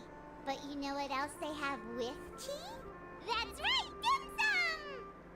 Didn't Gaming say something about dim sum being eaten in the morning? Oh, Paimon wonders if we can still get some at this time of day. Oh, well that's fine too. Paimon doesn't care what kind of tea it is as long as it comes with some tasty snacks. Now, let's see what kind of yummy things we can find around here. Paimon's not seeing things, is she? Is that Farina standing between Zhongli and Hu Tao? Wonder what they're talking about. Zhongli knows a lot of stuff. Maybe he's telling Farina about Chaoying Village. Oh, or maybe Hu Tao is trying to rope Farina into being one of her clients. Hey, this isn't the Fortress of Meropide. But Paimon could be convinced for the right price.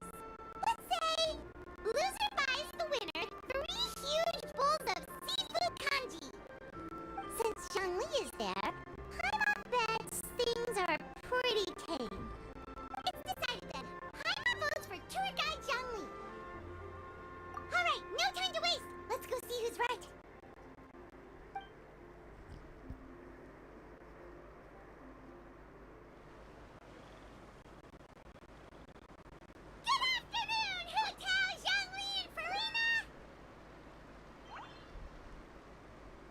Oh, great. Now Paimon's shouting too.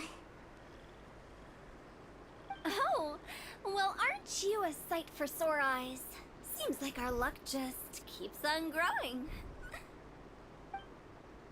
That we were able to meet you both without prior arrangement must mean that this is quite the serendipitous meeting indeed. Huh? Oh, so both of you are acquainted with the Traveler and Paimon then?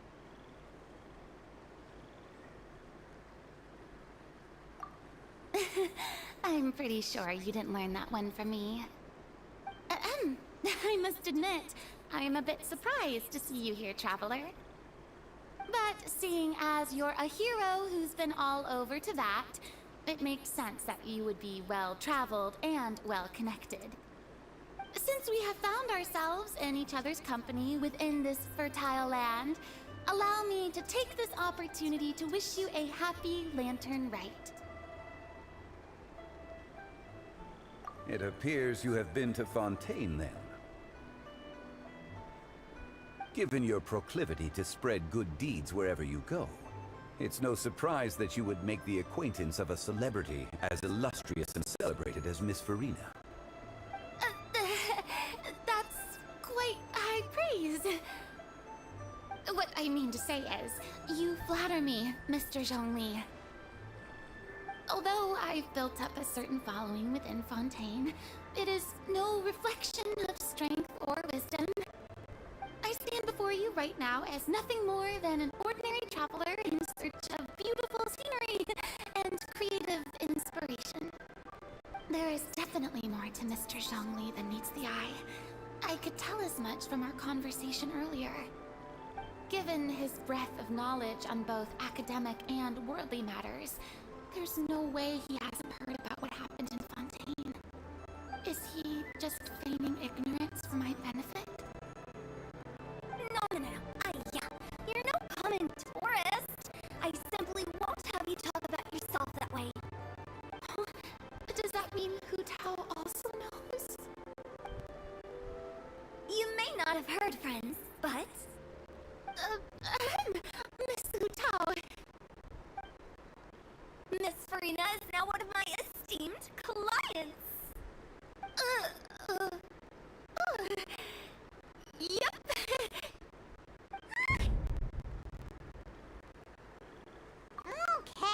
Okay, you win.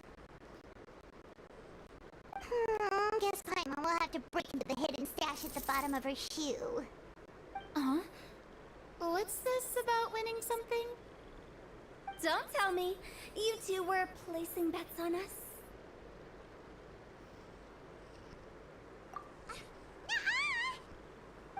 We just saw you guys standing on the side of the road and couldn't help but take guesses as to what you were talking about. Oh, I see. That means you, my friend, must have guessed that I was trying to promote my business to Miss Farina. That I do, my friend. What was Paimon's guess then? Paimon thought Zhongli was showing the newbie around. By newbie, you mean me, right? If that's the case, then Paimon's guess was also correct. Oh, that's right. Mr. Zhongli was telling me about some great sightseeing spots in the area. You see? Paimon was right too! Since both of our guesses were right, there can't be a winner or a loser.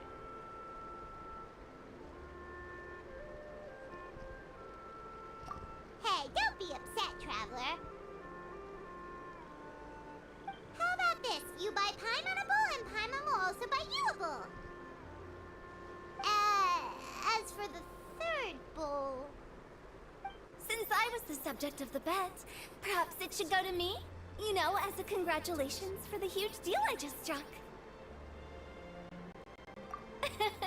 I was just joking. Anyway, I should be the one treating you. The funeral parlor is about to bring in quite the sum after all. Oh, Paimon almost forgot to ask about the most important question. Did, something happen recently, Farina? Huh? What do you mean? Well, you know, with you enlisting the services of Wangsheng Funeral Parlor and all. Oh, well, yes. Really? Oh no. Paimon is so sorry for your loss. Although Paimon may have not known the person, please accept Paimon's deepest... Whoa, it's not like that, Paimon. Huh? But Paimon just thought, since you hired the services of a funeral parlor and all... Hey, it's not that big of a stretch. Really, Paimon? It's not like you don't know me. Do I look like I know anyone who would ask me to coordinate their funeral?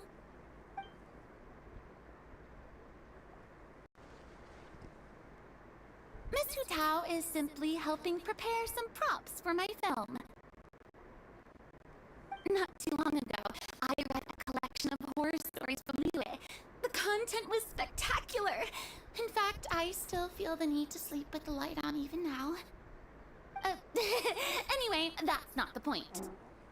Now that Fontaine's biggest star has returned to the stage, I figured it's about time the industry enjoyed a breath of fresh air. Hey, that's pretty good. I'll have to remember that for my ad posters. Oh, Paimon sees. That makes a lot of sense. So, did you come to Liyue just to enlist the services of Wangchang Funeral Parlor? Well, not exactly. My original plan was to just relax and enjoy the sights. But then I ran into Miss Hu Tao and Mr. Zhongli, and well, you know the rest. I suppose it was meant to be. It was a fated meeting indeed. Zhongli sure loves his lofty turns of phrase. But if you ask me, it's all thanks to that man who stopped to ask for directions. Oh? Who was it? It's someone you know. Wanna take a guess? What? How did you guess that on your first try? Very impressive, my friend. Your guessing game is spot on today.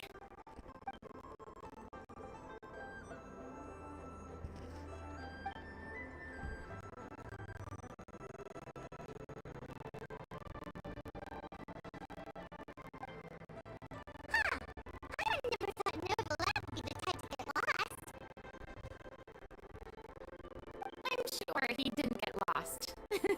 Even I was able to find my way to this place without any trouble. He was already getting ready to leave by the time I arrived. He just wanted to ask someone about the quickest way to get back to Fontaine. Yup, that's exactly what he asked. This area is full of mountains and rivers. It's normal to not know the fastest route. So, were you the one that pointed him in the right direction, Hu Tao? Of course. I'm also a guide of sorts, you know. So naturally, I also have a great sense of direction. But speaking of your friend... What about him? He doesn't get out much, does he? Ah, no wonder. He was stiff as a board and way too polite. I would have never guessed he was here on vacation if you hadn't told me. All in all, he was only here for half a day. I'm pretty sure he is the only one who would consider that to be a vacation. Oh? This gentleman you speak of must keep a demanding schedule. I'm sure he does. You didn't see him, but he was dressed like he was about to attend some important meeting. It wasn't anything like what someone would wear on vacation. Is that so? Wait, you didn't see him, Zhongli? Unfortunately, no. At the time, it appeared as if Director Hu and Miss Farina were having quite the productive conversation. I know matters of business can take much discussion, so I decided to fetch some tea for them. What a shame. That gentleman seemed like a sophisticated sort of guy. I actually think you two would have hit it off. Is that so?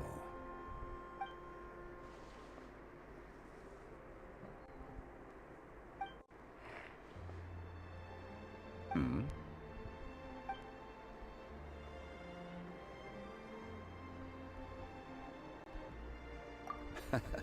To borrow Miss Farina's turn of phrase, perhaps it just wasn't meant to be. Well, with the Traveler around, I'm sure you'll have a chance to get to know each other at some point. That's right. She's got more friends than she knows what to do with. Well, that's certainly true. Oh, that reminds me. If you get the chance, you should try and talk to Nicolette into loosening up a bit. Just tell him the Palais Harmonia isn't going to fall apart if he disappears for a few days. He shouldn't keep himself cooped up all the time. Even clams open their shells to let in fresh water every once in a while, right? If he's really that much of a stickler for protocol, he can fill out a leave of absence request. He'd have to approve it himself since he handles that sort of thing now, but you know what I mean. Seems like this gentleman is also in charge of something pretty important.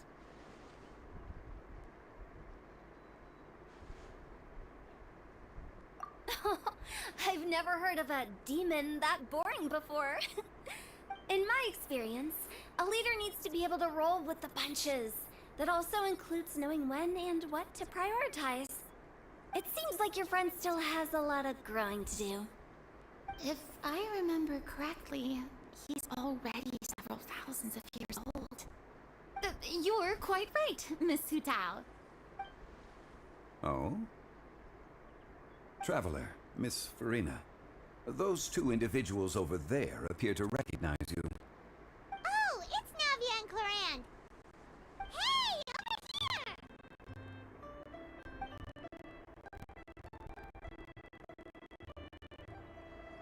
We saw you all chatting over here, and we're wondering if we could join in. Please, excuse the interruption. Oh, so polite. No apologies necessary. Any friend of the Traveler and Miss Farina is a friend of mine. Ah, straight to the point. I like it.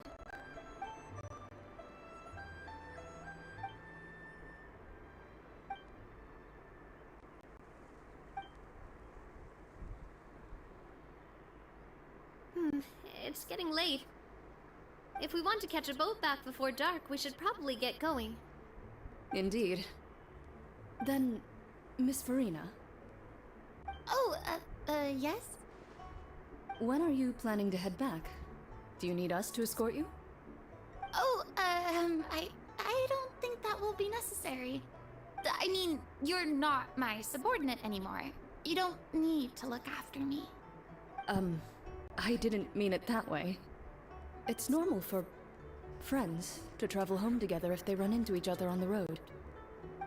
There are a lot of mountainous roads in this area. I imagine they'll be even harder to navigate after dark. Exactly. Just like in those ghost stories. 8 paths converge in a wood, Beside them an old house is stood. If you dare to go inside, not a soul will greet your eye. But if you take a closer look, there may be something you mistook. A candle flickers to and fro, yet there is no wind to make it so. What is its secret? What could it mean? In this wood, where mystery screams. Ooh. My dear demoiselles, ladies, friends, please take me with you. Of course. Gotta say, Farida, you are really quite the character. By the way, did I hear you mention that Clorian used to work under you? Then you must have also been a leader at some point. Well, that's, all in the past now. Besides, being a leader is hard. It wasn't the right job for me. I prefer how things are now. I can come and go as I please, and get to enjoy the sweet taste of freedom. I see. Well, you've certainly picked an apt place to relax. Xiaoying Village is an exemplary choice. Only the best. And I've learned a lot, too. Thank you so much, Miss Hu Tao and Mr. Zhongli. It's fine. You thanked us more than enough already. The next time you're in this neck of the woods, I'll treat you to some dim sum in the city. Dim sum? Is that some kind of Liyue term for snacks or desserts? They are a part of it. It's basically a table full of as much tea, sweets, and good company as you can manage. Oh, so it's basically a tea party! Sounds great! Make sure to order the winter melon cake and the lotus flower crisp. They're so sweet and delicious, Paimon knows you'll love them. Ooh, okay. I'll be looking forward to it then. Wait, but didn't you guys say you were here on vacation? How come you're all going home empty-handed? Of course I am. I bought tons of fun things to bring home with me. A kite, a parasol, a little tin frog that jumps. Oh, and a stuffed toy of a mythical beast. Clorian is the one who didn't buy anything for herself. So, all you're bringing back with you is that tea? And some tea-flavored hard candies. They're for Sijuin. Clorian isn't much of a shopaholic. Well, one of us has to practice restraint. Hey, I'm hardly reckless with my Mora. I'll have you know, all the purchases I made today were well within my budget. Me? Oh, well, I bought some tea, of course. I just had to try all the varieties recommended in the Steambird. Other than that, just some bits and bobs, you know. A little bit of this, a little bit of that. They should all be things I can use, I think.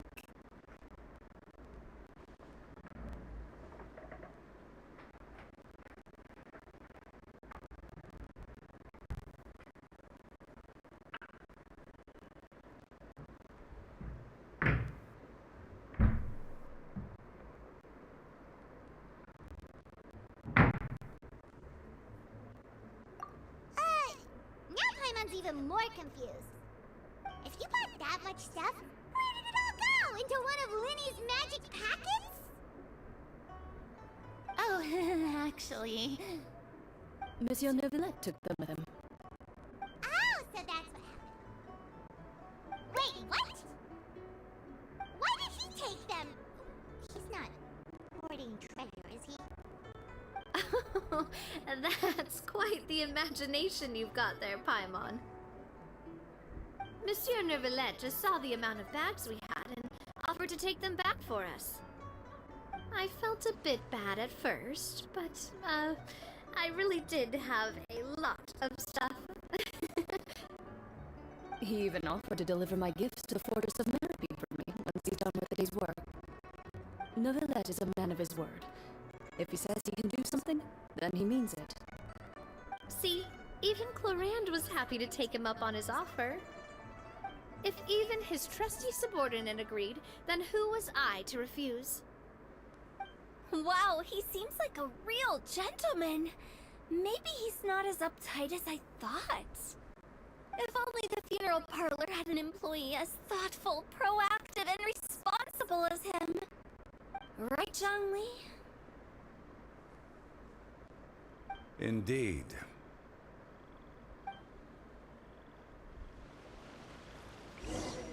Clorand said Nervalet offered to deliver her gifts to Risley.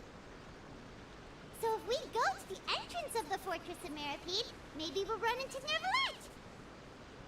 But we don't know exactly when he'll show up.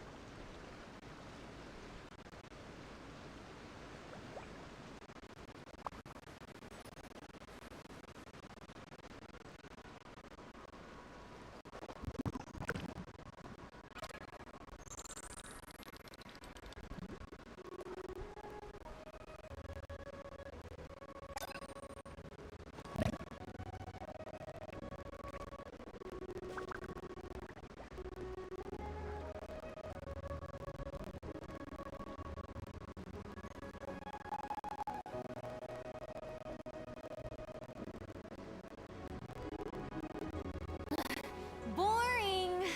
Isn't there anything else more interesting to do?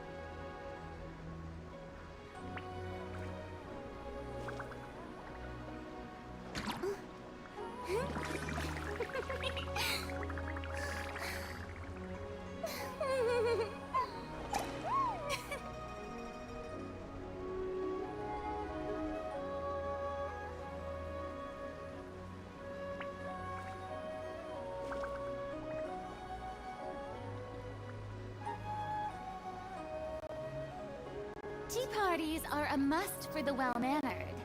If you'd like to learn the proper etiquette, I'd be happy to teach you.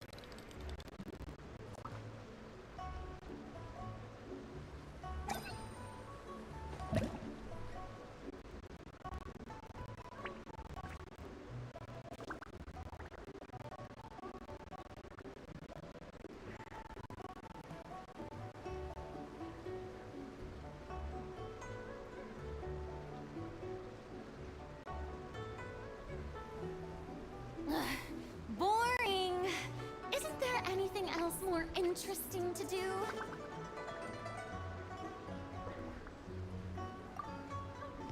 Oh, that reminds me. A new year of work is about to begin. If there's anything you want to talk about, Zhongli, you know you can come to me. I'm all ears. Does the director have any concerns? It just seemed like you were a bit preoccupied today, and much less talkative than usual. He barely said anything other than, "Is that so?" and "Indeed." If you ask me, I'd say you're having a midlife crisis. You're getting to be around that age after all. Is that so? Ugh. I jest. Given its distance from the city, Chaoying Village enjoys a much slower pace of life. Surrounded by such peace and tranquility, I also seem to have developed a proclivity for inactivity. I apologize for making you worry.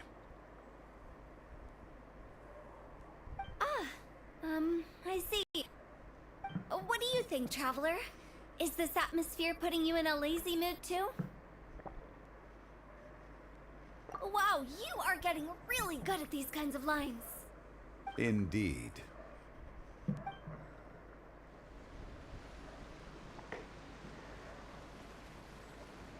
Oh, that reminds me. And if there's anything... Does the director... It just seemed... If you ask me... Is that... Ugh. Given its surrounded by... I apologize for... What do you think, Traveler? Is this atmosphere putting you in a lazy mood too? Wow, you are getting really good at these kinds... Indeed.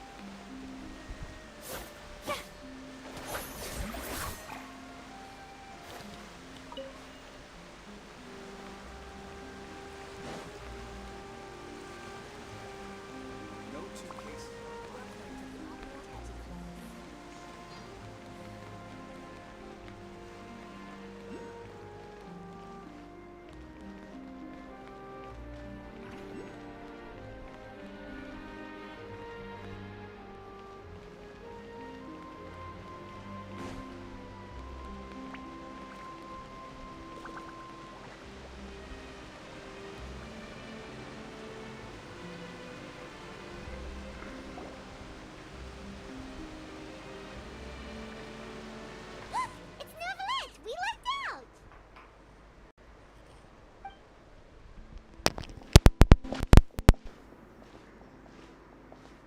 Oh, it's you.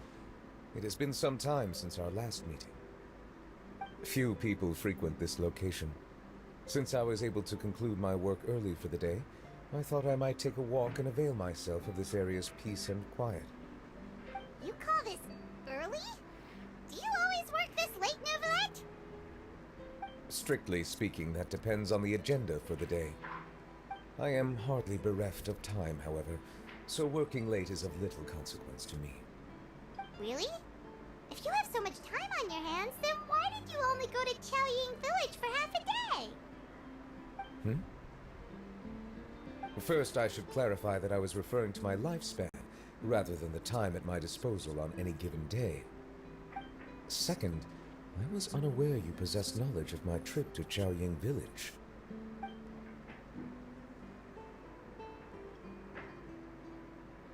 I see. Thank you for informing me. Yes, they have been safely delivered. I have to hand it to Cloran. Just a simple gift delivery, and she has the great and mighty Udex at her beck and call. I was just passing through. It was merely an act of convenience. All right. Then I hereby confirm receipt of the goods on behalf of the staff of the Fortress of Meripede. A verbal receipt of confirmation? Is such a formality really necessary for a small matter such as this? Guess not. This quantity of tea, though, seems a little excessive for a gift, don't you think? Before you know it, they'll start accusing me of taking bribes. About that. Much of that is my own excess, I'm afraid. Oh? Why? What happened? It was buy 10 boxes, get half off. Ah, that explains it then. Well, go ahead and leave them to me. I'll get through this stash as fast as I can. You have my thanks. Oh, there's something else I'd like to give to you.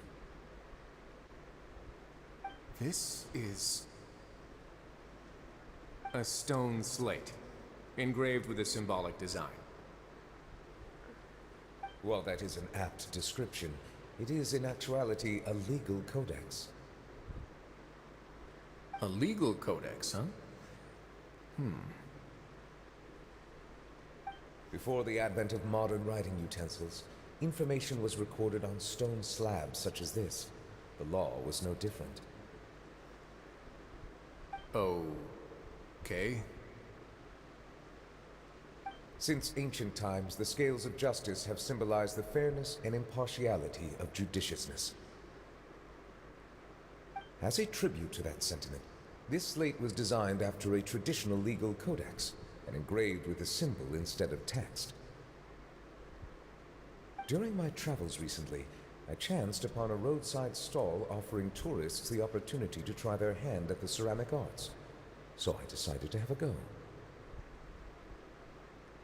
We joked with Cloran some time ago about gifting you a legal codex. So, here you go. Ah, so that's what this is about. I did not expect you to remember it as well. In any case, I hope this can be considered as a reasonable attempt to join in on the banter. It is a very good attempt. I suppose I shouldn't be surprised. Even your sense of humor centers around the law. That's an impressive level of commitment. Well, a gift of this significance deserves to be put on display, and I know just the place. Front and center in the fortress's showroom. Surely there's no need for such a grand gesture. Just kidding. I don't have anything like a showroom. But we do have a storage room. We can put it next to all the mechanical parts Sijun has collected. That sounds good to me. So that's what you were doing in Chaoying Village. Indeed. Of course, while I was there, I also took the opportunity to taste the local spring water. The aftertaste is much purer than what I have delivered to me in Fontaine. It stands to reason that the long-distance transport has a tendency to imbue the water with extraneous emotion. If you want to experience the true flavor, you simply have to go to the source. Perhaps I should organize some time off to do the same elsewhere. Then we are of the same mind. It appears my desire is justified. If you say so, but you know you don't have to justify a vacation, right? You can just take one. After all, you're hardly bereft of time. You can do whatever you like. You're quite right. I suppose I suffer not from a lack of opportunity, but rather a lack of inspiration. However, after reading a few articles about Liyue's holiday traditions, the idea popped into my head and made itself quite at home. Seeing as I was free of responsibilities for the morning, I decided to depart at once. Refreshing. My spontaneous outing seemed to inspire quite a few other spontaneous decisions as well.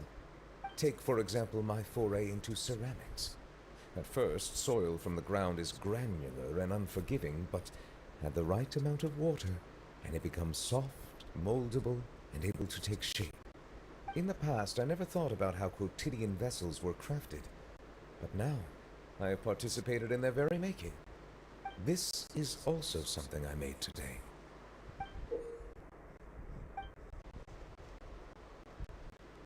That's a ladle? I meant that it was supposed to be some long-necked sea creature. That was indeed one of my inspirations. Really? You like it? To tell you the truth, given your unexpected arrival, I find myself quite unequipped to give you the welcome you deserve. Around such an important holiday such as this, human custom would dictate that gifts should be in order. But I'm afraid this is all I can offer. If you'll have it, that is. That is precisely why it would do me such a great honor if you accepted. You are most welcome. Happy Lantern Rite.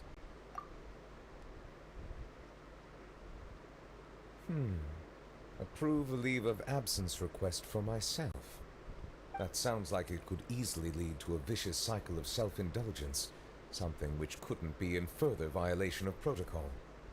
But I suppose I understand your point. My proclivity to refrain from personal outing does in part originate from a sense of responsibility toward my duties. But it is also due to a lack of desire to engage in the human world.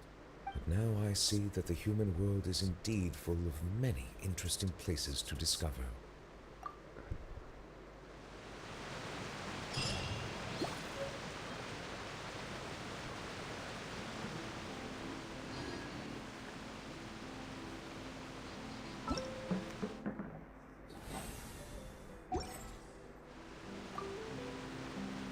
Lantern Rite marks the start of the new year in Liyue. In the spirit of the season, then, I wish you a year of success as vast and endless as the open ocean.